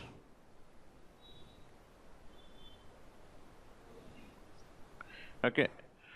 So the point is here, when he is focusing more on the rules and regulation, now how this is a positive aspect we have seen, but it can be, if too much of focus on this, without listening to the public, empathy, compassion, their problems, pro-people, this may get into the rigidity, his rigid attitude, or we call bureaucratic apathy. Okay, जो rule based attitude है वो इतना rule based हो गया है कि they are turning a blind eye towards the weaker section of the society. There is no public service orientation, there is no empathy. Okay, they are being an elitist. So this everything is termed as bureaucratic apathy or bureaucratic rigidity. Okay, the bureaucracy in India is quite elitist in orientation. They do not listen to the public. They do not have empathy and compassion. They are status quoist. They are status quoist. So these are some of the criticism of bureaucracy in India, that there is too much of rigidity with the rules and regulation. there is a bureaucratic apathy. That is, bureaucrats are insensitive and indifferent towards the problems of society, and they are status quoist in nature. They are elitist in nature. Now, why this has happened? Because in this context, this in absolute sense will not work. Okay, we require rules and regulation. Also, it does not mean rules and regulation should not be looked into, but rather than rigidity, we need to more flexible. Rather than apathy, there should be an empathy and compassion. Rather than status quoist. What is status quoist? Resistance for change. Okay, rather than status quoist, you need to be an agent of change, and rather than elitist, you need to be a public service oriented.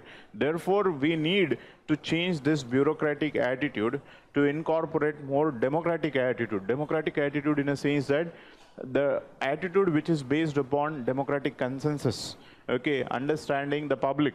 And therefore, we need to bring these chapters into consideration, that how the bureaucracy is functioning till date. Okay, there are certain problems. There is a reason why they are functioning. Do not forget this point.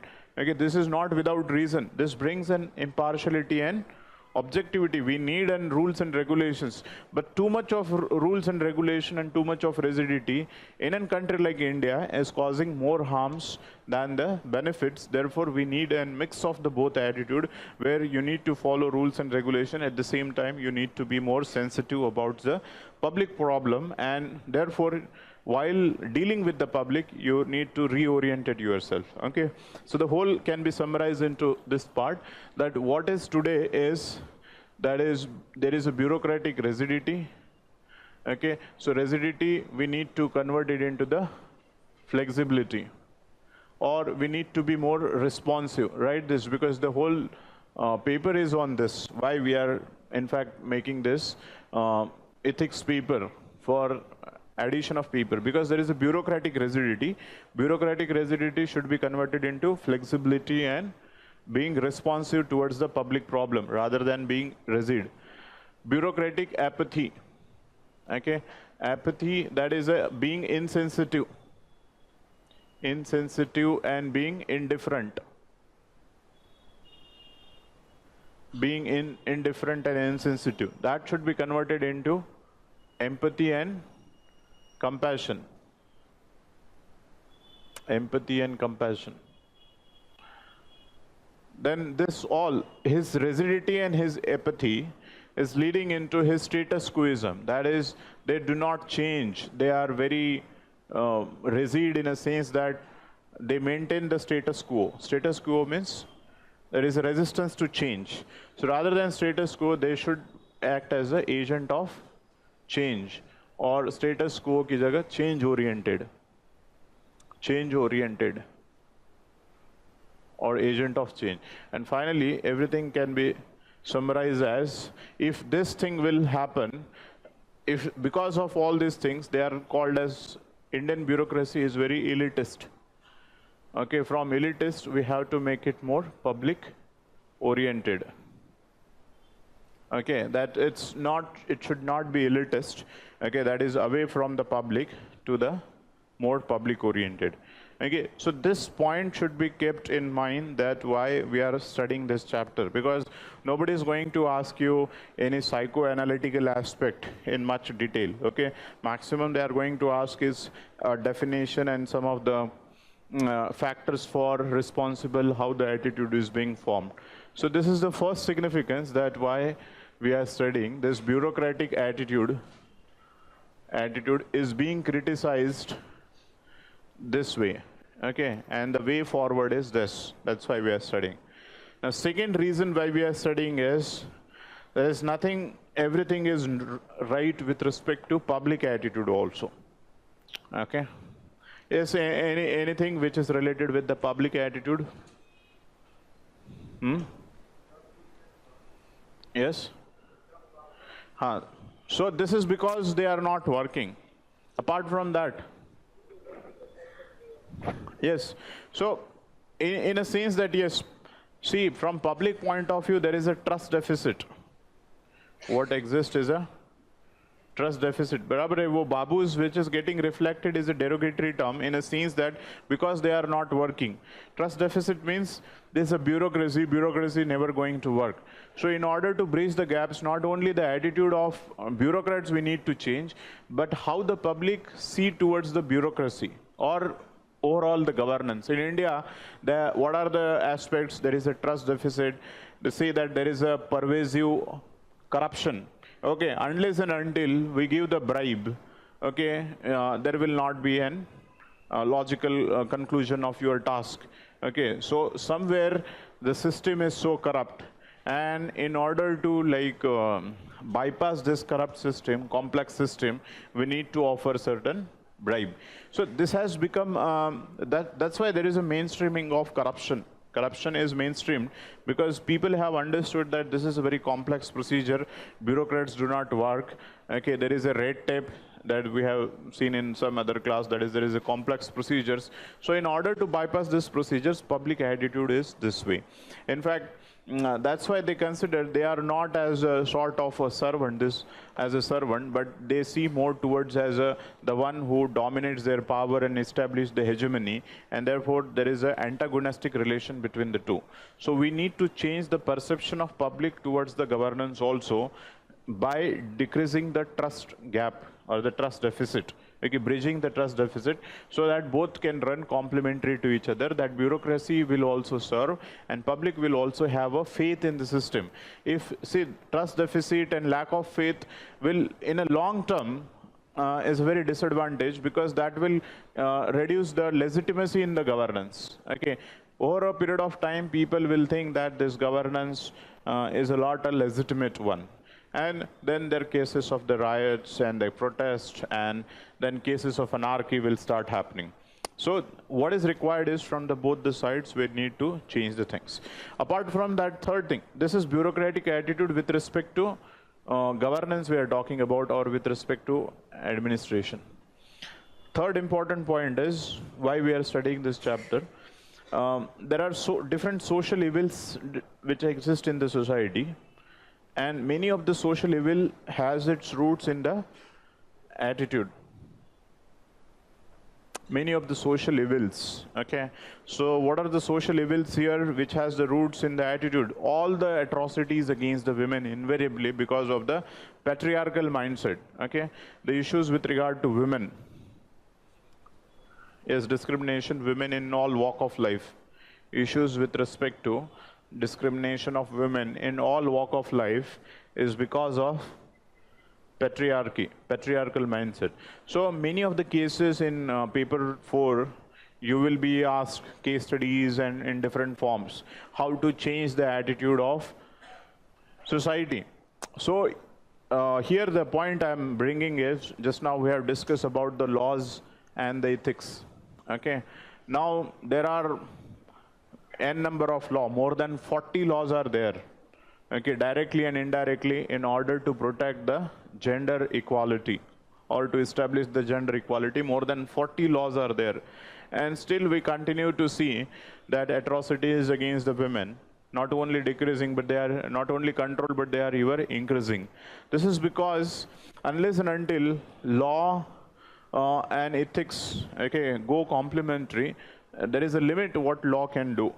So unless and until the mindset of public towards the women will change, the law will not able to, okay, meet its purpose in totality.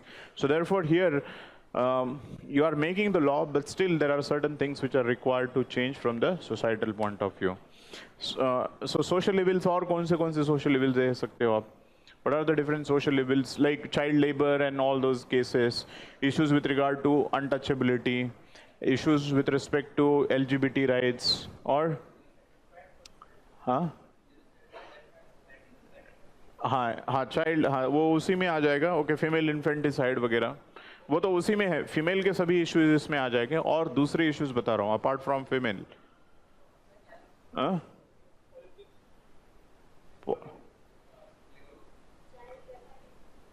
हाँ, yes, child से related जितने भी social evils हैं, caste से related जितने भी discrimination हैं, religion से रिलेटेड है, so different social discrimination and negative aspects, हाँ कम्युनल वगैरह एस्पेक्ट्स है, जो सोशल इविल्स है, अनटचेबिलिटी है, या फिर for example in fact even if you see this aspect of Swachh Bharat Abhiyan, let's see. Swachh Bharat, when it is being imposed from out, unless and until you have a sense of attitude of cleanliness as an attitude, the things cannot be changed, okay, over a period of time. Because in spite of launching this campaign, 2 years down the line, not much of the things have been changed substantially on the ground. This is because our attitude towards cleanliness. Cleanliness is something which is the last thing that we can think which is required to be done in life. Okay, so what is attitude? Most of the times what we do, if there is somebody is littering, so obviously we will will take out of home and push it into behind our doors. Now the point here is the bigger aspect of sanitation is required to understand. The sanitation is not about cleaning your own home, but also the surrounding. Because ultimately when you pick up something from your home and litter outside the house, you think that your home is clean, but ultimately it is going to affect in a longer run. Okay, so the point is the habit and the attitude requires to be changed, how you look towards the cleanliness. Second thing about the cleanliness ka attitude kya hai? Ki cleanliness is not a task of rich person or the one who is hold a good status in the society. It is a menial job. Menial job, you understand? Okay, something which I am not expected to. Jhadu wala saaf karega, kachre wala kachra uthayega, sort of thing. That is an attitude. So we haven't adopted the attitude that cleanliness is a responsibility of every single person, whether he is rich or the poor, whether he is in the high in the hierarchy or the low in the hierarchy. So therefore it starts from yourself. Therefore we need to change the attitude. That's why we have to see. Different programs are launched by the government, different laws are there, different constitutions. So three things are there. Through the constitutional things, we try to imbibe the morality. Through the law, we need to bring the change. And through different schemes, we are bringing the change. But there is a limit what the government can do, unless and until there is a corresponding change in the mindset of people. Okay, we have this Beti Bachao, Beti Padhao Andolan. Okay, now Beti Bachao keval, this is a government side. Unless and until there is a change in the mindset of the people that women is not a liability but as an asset.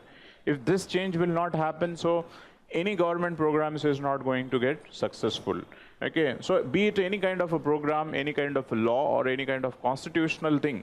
Like Ambedkar has written too much in the constitution like equality, fraternity, liberty, justice and etc. But unless and until those constitutional moral values come complementary with the social attitude, things will not change. So various case studies and questions will be asked on this. In fact, if you open the previous year's question paper 14 and 15, many of the questions start with this. We have too many laws for the women in India. We have a justice system. We have this and that, etc., etc. In spite of the fact that still the atrocities against the women continued, tell the reasons and suggest some of the measures. So जहाँ पे आपके paper 1, 2, 3 खत्म हो जाते हैं, वहाँ पे ethics चालू हो जाता है. वो ऑलरेडी लिखा हुआ रहता है कि आप दूसरे इसमें लिखते हो ये लॉ होना चाहिए, ये इफेक्टिव इम्प्लीमेंटेशन होना चाहिए, क्रिमिनल जस्टिस ऐसे होनी चाहिए. तो यहाँ पे लिखा ही जाता है पहले कि these are all existing. In spite of this, तो वहाँ पे you get boomerang कि अरे इतना ही तो पता था हमें. Corruption में यही लिखा होता है. Open the last year's question paper, 2015. They have mentioned we have the RTI is in place, we have the vigilant mechanisms, we have justice system, and we have accountability institution. So our media, robust media, in spite of 5 different things, the corruption still continued to be an all pervasive in the society. What are the reasons for it, and etc., etc. So this kind of questions will require understanding that it's not that the external institutional mechanism will ensure. They are going to ensure to some extent, but it has to be also from the attitudinal point of view. That's why we have to incorporate. So this different case studies will be given to you. Say, for example, you are an IAS officer, you are posted in a district. Okay, in that particular district, you have launched family planning campaign. Okay, and you have gone for the free of cost distribution of contraceptives. There is also a tubectomy campaign you are running in order to control the growth rate of the population in that district.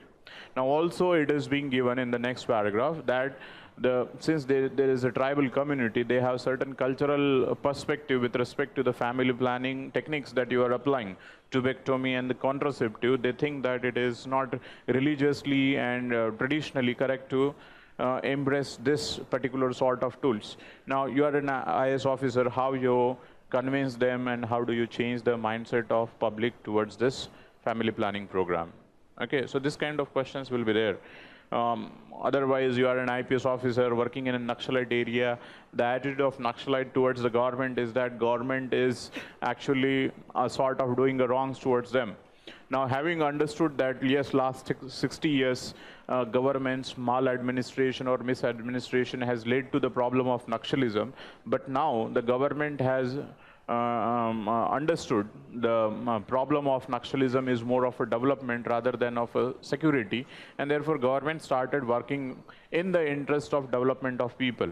Now, since the attitude of Naxalite is such that government has caused a lot of damage, now they are not relenting. Now they are not ready to come to the negotiating table. You are appointed as an IAS officer or IPS officer, devise a strategy to change the mindset and attitude of tribal people in the area in a required context. Are you understanding? So this is how this chapter has to be looked into, not from point of view, because most of the textbook you will have this psychoanalytical aspect that are not important. That's why I have taken this first. I could have taken this in the end also.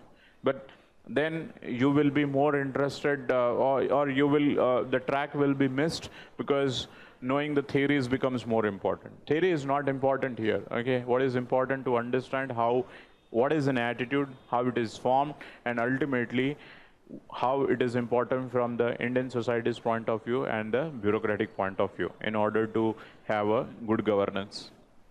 Is it fine?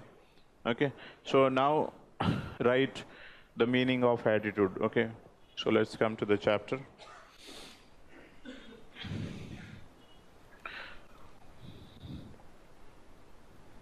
Okay, we'll take a break of 5 minutes here. Okay, and then we'll start. Yes, let's start now the understanding of the meaning of attitude.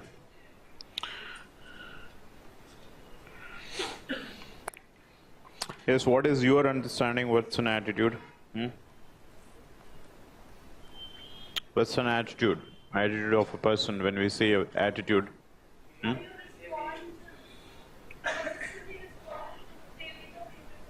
unfavorable manner. Yes, towards any object. Can you give some example?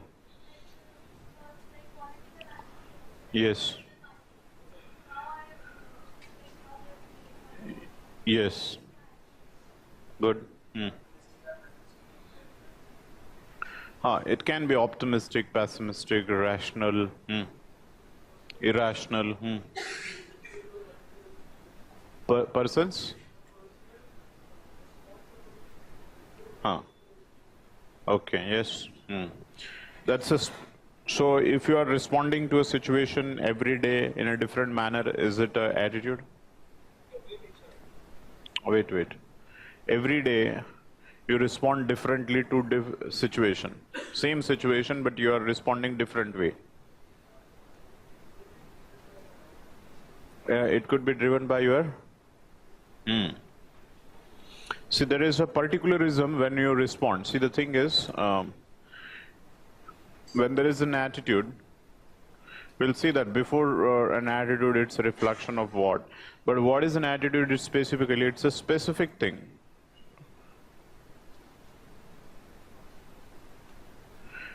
With respect to how do you think, how do you feel, and how you behave.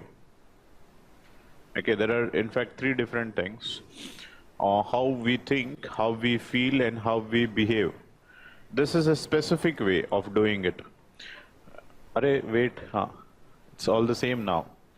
Okay, so when it is any issue, social object, I'm putting it as a social object.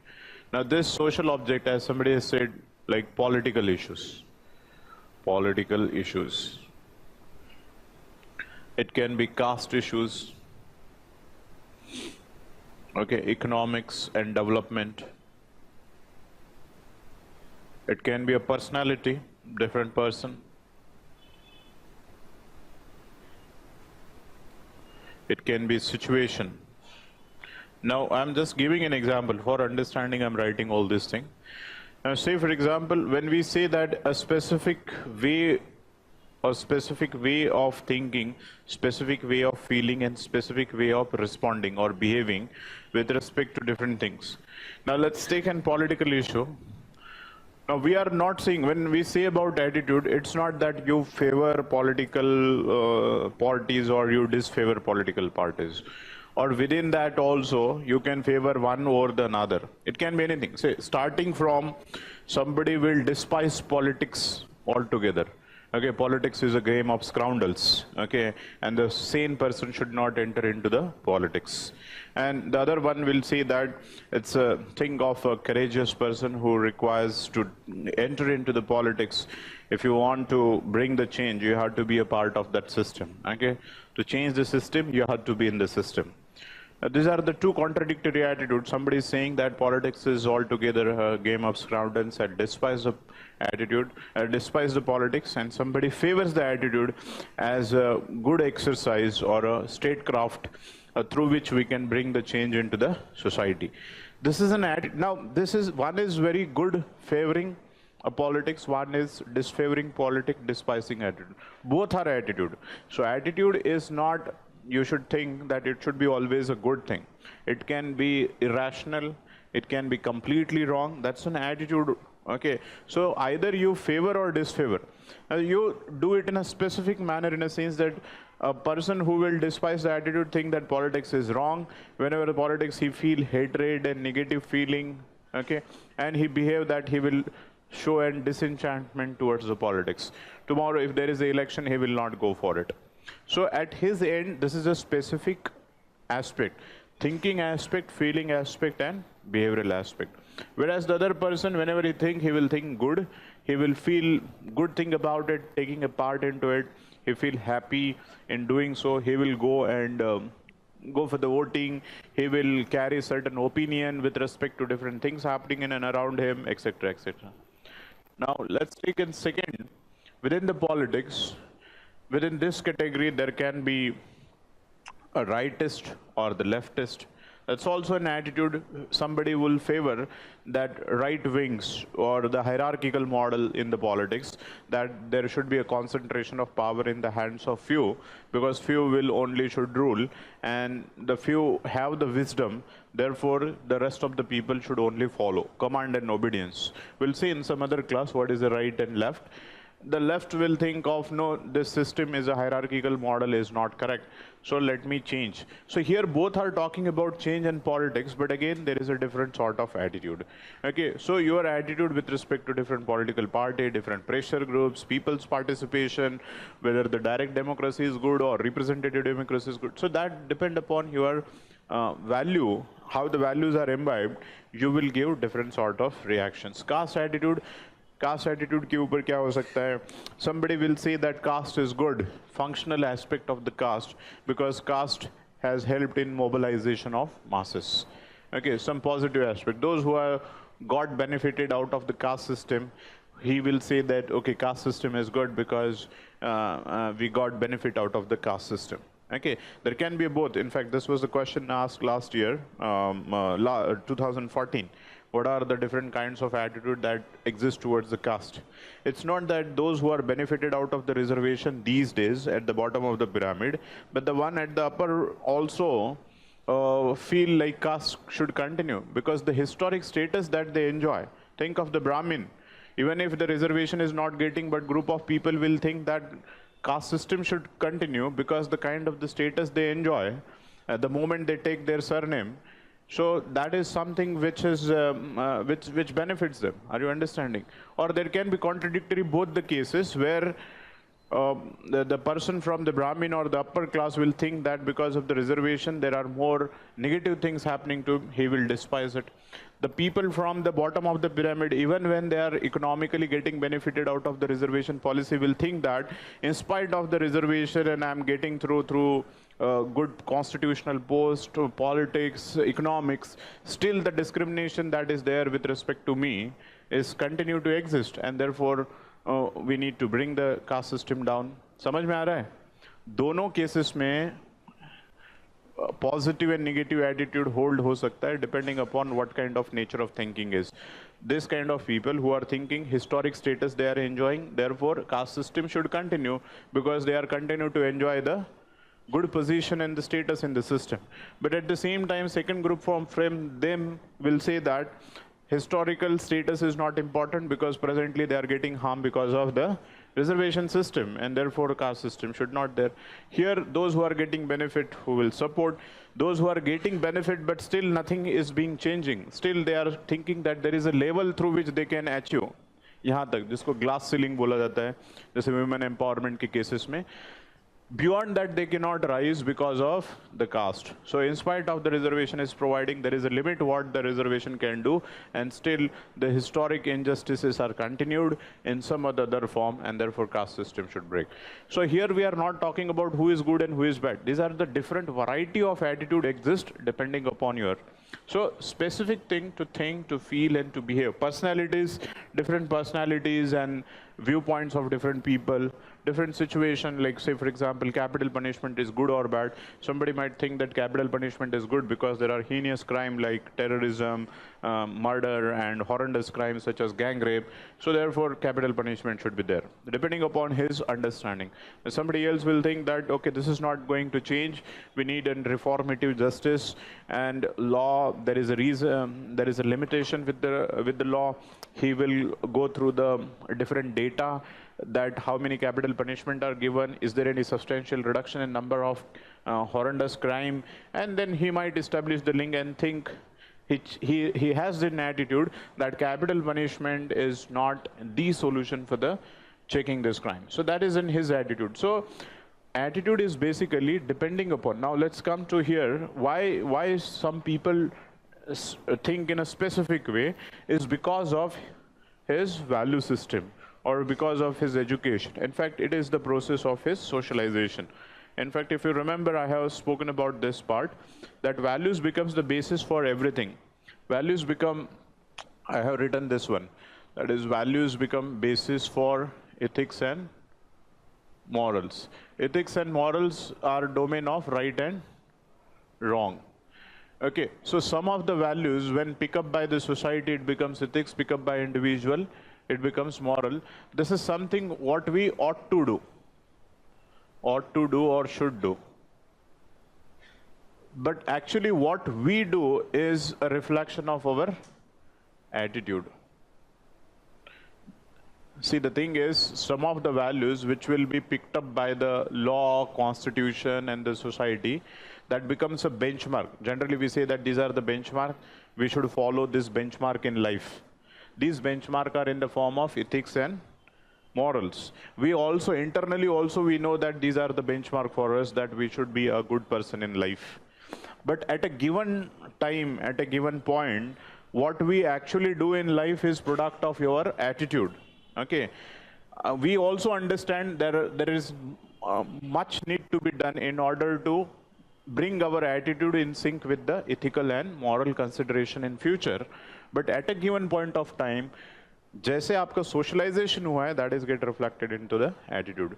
So values are the same. यहाँ पे क्या हो रहा है, gap कब आ जाएगा, जब यहाँ की जो values है इसमें और जो imbibe values हुई है उसमें गैप रहेगा. Okay, it's quite possible that your attitude is in sync with the ethical values if you have been through the good society. Okay, आपका socialization भी उसी direction में हुआ है, that is what is required for the society.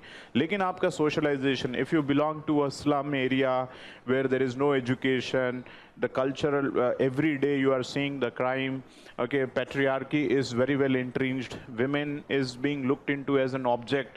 If you are a part of this society, so naturally your attitude will be in that direction, which requires to be in future brought in consonance with the ethics and morals. That's also an values because those values were particular for that particular society. कि वहाँ पे जो है women values are not important, it is more of a patriarchy. So that is getting reflected. So here the whole aspects we have to study in a sense that attitude as a reflection which is getting into the manifested in the form of the form of human behavior, and human behavior is reflection of attitude. The human behavior may be good if the socialization is good. Human behavior will have certain gaps if the socialization is not. And likewise, in future, since it is a product, so we need to change, bring an attitudinal change. In fact, the whole point is we have to bring at the end of the chapter that attitudinal change is required in human beings in order to ensure the good behavior. Because good behavior is a product of good attitude, and if attitude inculcation has not been good or value inculcation has not been good, then we need to reorient the person with respect to new direction. अगर आप किसी ऐसे society में रहते हो जहाँ पे religious force absolute है and आपको पहले से ही बचपन से बताया गया है कि your religion is superior, so your attitude will be my religion is superior, others is inferior, and you will towards a more communal thing. Now this is also an attitude, whether it is a good or bad, that's a different thing. This is an attitude that you are a religious, communal, ideological, extremist, rash, so on and so forth. So in today's parlance, if we want to bring in secular attitude, we need a different kind of socialization now, so as to bring the required changes. Is it fine? Okay. Yes, of course, why not? It can be changed. Although it is a very difficult process, yes, certainly, attitude cannot be changed overnight. Okay, that's for sure. Attitude is not something that I tell you something and tomorrow you start thinking in a different manner. Okay, this can happen only when there is a catastrophic event in your life which will help you in changing the attitude. Catastrophic event क्या रहता है? बहुत ही बड़ा ऐसे कुछ आपके life में हो जाए, which will struck your mind and that will change your mindset. Say for example, I'll give you how the catastrophic event can change. Otherwise, the attitudinal change is a gradual thing. It is not a overnight change. It takes lots and lots of years together, okay, to change the attitude. Catastrophic change का एक example दे दो. Say for example, you are a North Indian and gone into the Maharashtra, okay, and most of the people, while you are working there in some software industry or for any kind of work, people have told you while going, okay, be very cautious because they have this son of soil and this Marathi Manus, Super Manus concept, and they will look towards the North Indians in a very parochial manner. Okay, they will look into your sort of a hatred and etc., all sort of things. जो MNS and Shiv Sainiks जो promote करते हैं. Now, this is what is your perception and attitude. On one fine day, you are going into the this particularly local train. Unfortunately, there was a bomb blast. Okay. Fortunately, your bogie is not the one which was got affected, and there was a lot of chaos here and there. People are running like anything. Okay, administration has failed because there was a serial blast has happened, and to your surprise, what you have seen that people, irrespective of any kind of color, case, whether you are North Indian and etc., people from the local community came there and they have helped you or they have helped others without seeing whether somebody is North Indian or not, okay? And that has led into change your mindset. Are you understanding? This is a catastrophic event that people have told that these people are very parochial, very local attitude and very self-interested. But this event has changed your mindset altogether. No, Mumbaikars are not parochial and self-centric, but they are more humanist because this was a catastrophic event which has changed it. Are you understanding? So only when catastrophic event happens, it can help in changing the attitude. Otherwise, it's a very gradual process. Second is, even when it is a gradual process, there cannot be a guarantee. The more the intense your earlier socialization, the more it will be difficult to change the attitude. Okay? अगर आपकी religious और family लिए ही वो values बहुत ही parochial बना दिए, तो there will be always a question mark in your future. That's why I have spoken in the first time when we were discussing about determinants of attitude. उसमें एक family का बताया था.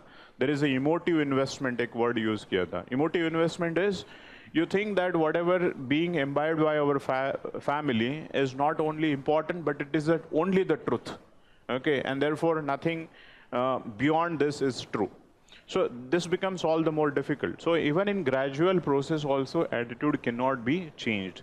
That's why we need a laws. We need, why we need a laws? In order to ensure the good behavior, because we cannot make everyone virtuous. Okay, therefore somewhere our attempt is to imbibe the good virtues, but at the same time we have to also ensure that some good behavior is maintained because of the external deterrence that we need to behave in a particular manner.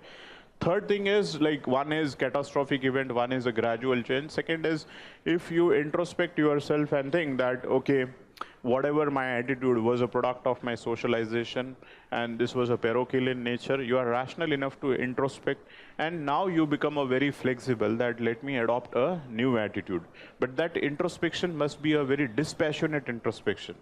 If dispassionate matlab, from a neutral point of view, that is what is required for the society and what is my attitude. Most of the times introspection में क्या होता है हमारे साथ, जो हम हैं तो वही सही है, okay, उस introspection में और you intensively justify how you are correct. Dispassionate introspection means something from the third person's point of view, that without any consideration for your or inclination for your original attitude. So after dispassionate introspection, you understand that my attitude is a product of, there's nothing like a person should blame himself, because it is a product of his socialization. So yes, attitudinal change is not that simple thing. Okay, first that's what we are going to study in this chapter, that how the attitude, what is an attitude, how it is formed, and then finally what are the theories of change in attitude. Is it fine? Okay, so let's start with writing the definition of attitude. Definition of attitude. Right, definition. Attitude is a predisposition of person. Attitude is predisposition.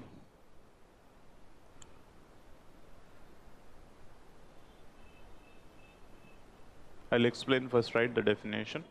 Attitude is a predisposition of a person to think, to feel, and to act. Attitude is a predisposition of a person to think, to feel, and to act in a specific way.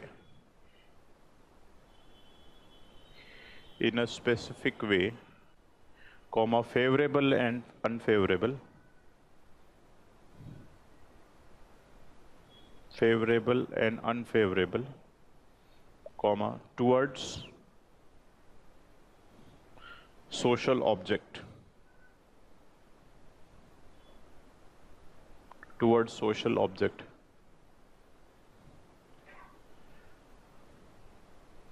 Okay, so let's see the definition. It's a predisposition. This is again a very important. Predisposition means it's already been developed within you. That's what I said, that if you are meeting a strange person or strange situation for the first time, there's a strange person or strange situation where you haven't have any idea about the person. So here what is your behavior is not a reflection of your attitude, because you don't know about that person. Okay, you have no clue about that person, therefore there cannot be any specific reaction. But yes, after 7 days, 10 days, 15 days down the line, after knowing his ideology, his preferences, his likes and dislikes, everything, then you start developing an attitude. That also depends upon your likes and dislikes. अगर आपके likes and dislikes और उसके likes and dislikes match हो गए, so you will have a favorable reaction, and over a period of time कितने भी बार आप मिलोगे तो you have a good attitude towards him. If your likes and dislikes does not match, then obviously you have an unfavorable attitude towards him. Are you understanding? So this is a predisposition. It means that predisposition means it's already have been developed within you. Okay, the already, because of process of socialization, because of knowledge, because of learning. So it is a learned behavior. It's not that when you are meeting a strange person. Understood the word? This is like predisposition. Okay, predisposition to think Now, to think, to feel, and to act, these are the three different. It is not just about action. It can be even if you are thinking, like a person after a meeting, X person after 10 different times. Now here, if Y person is only thinking about he is a good, that's also a part of attitude. Always he is thinking X is good. That's an attitude. Feeling, you feel elated, joyful, happy by meeting this person. And act, okay, any kind of a seating that you make with him in conversation, etc. So there are three components. In a specific way, there has to be a focus on this.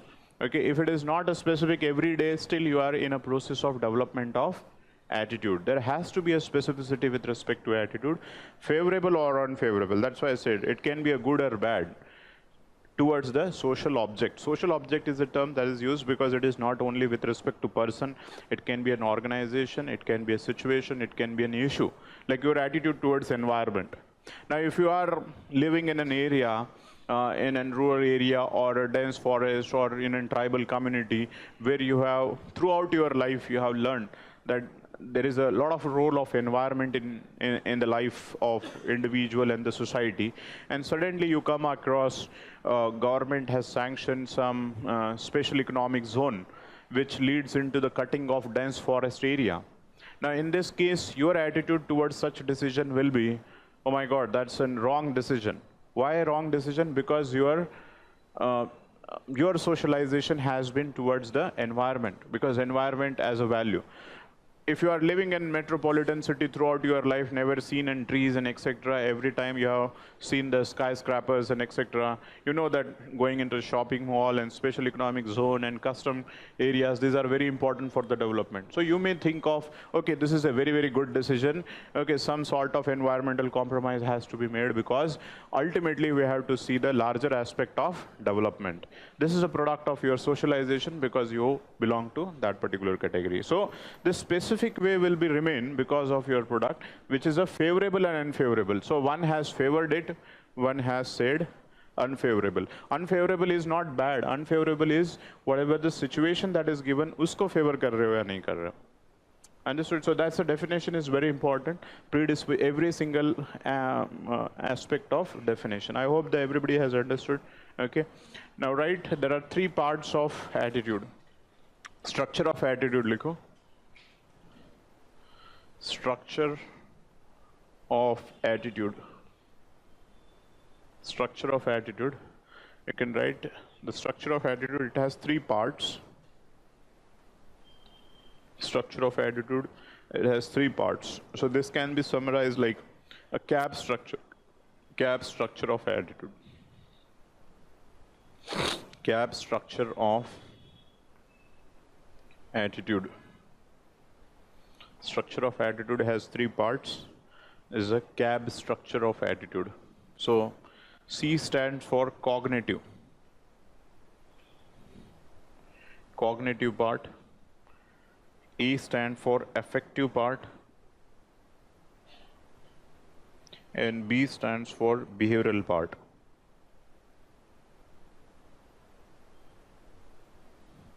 Okay, cognitive, what is a cognitive? Cognitive is something to do with thinking.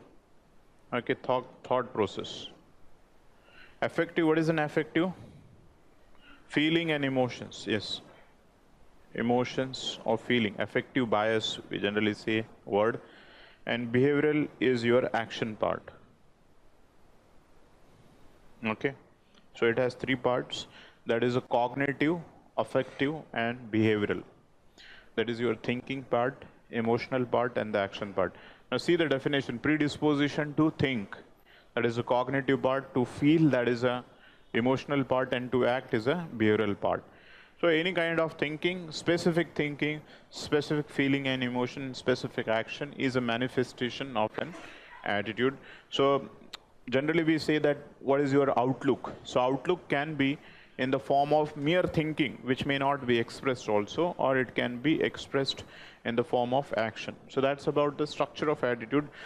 Where we see this aspect of attitude is getting reflected into the behavioral component. So this is a behavioral part. Now, after having studied this part, okay, we are going to see that this attitude, how the attitude is formed. That is a process of formation of attitude. So that's the next, in fact, that is how the process of attitude formation. Process of attitude formation.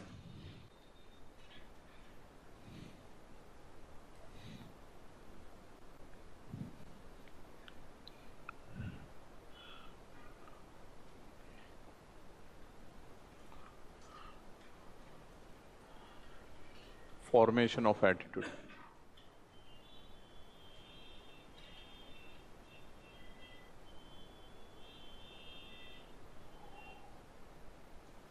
Formation of attitude, I think we can do tomorrow. Okay, tomorrow we can do because it requires 45 minutes at least. We'll stop here. क्या हो गया? या करना है? We can extend? नहीं करना है? Okay. Can you come at 1 o'clock? Huh? How many guys can't come? Why? Which extra class? Optional? Chemistry optional. Till what time? Till what date?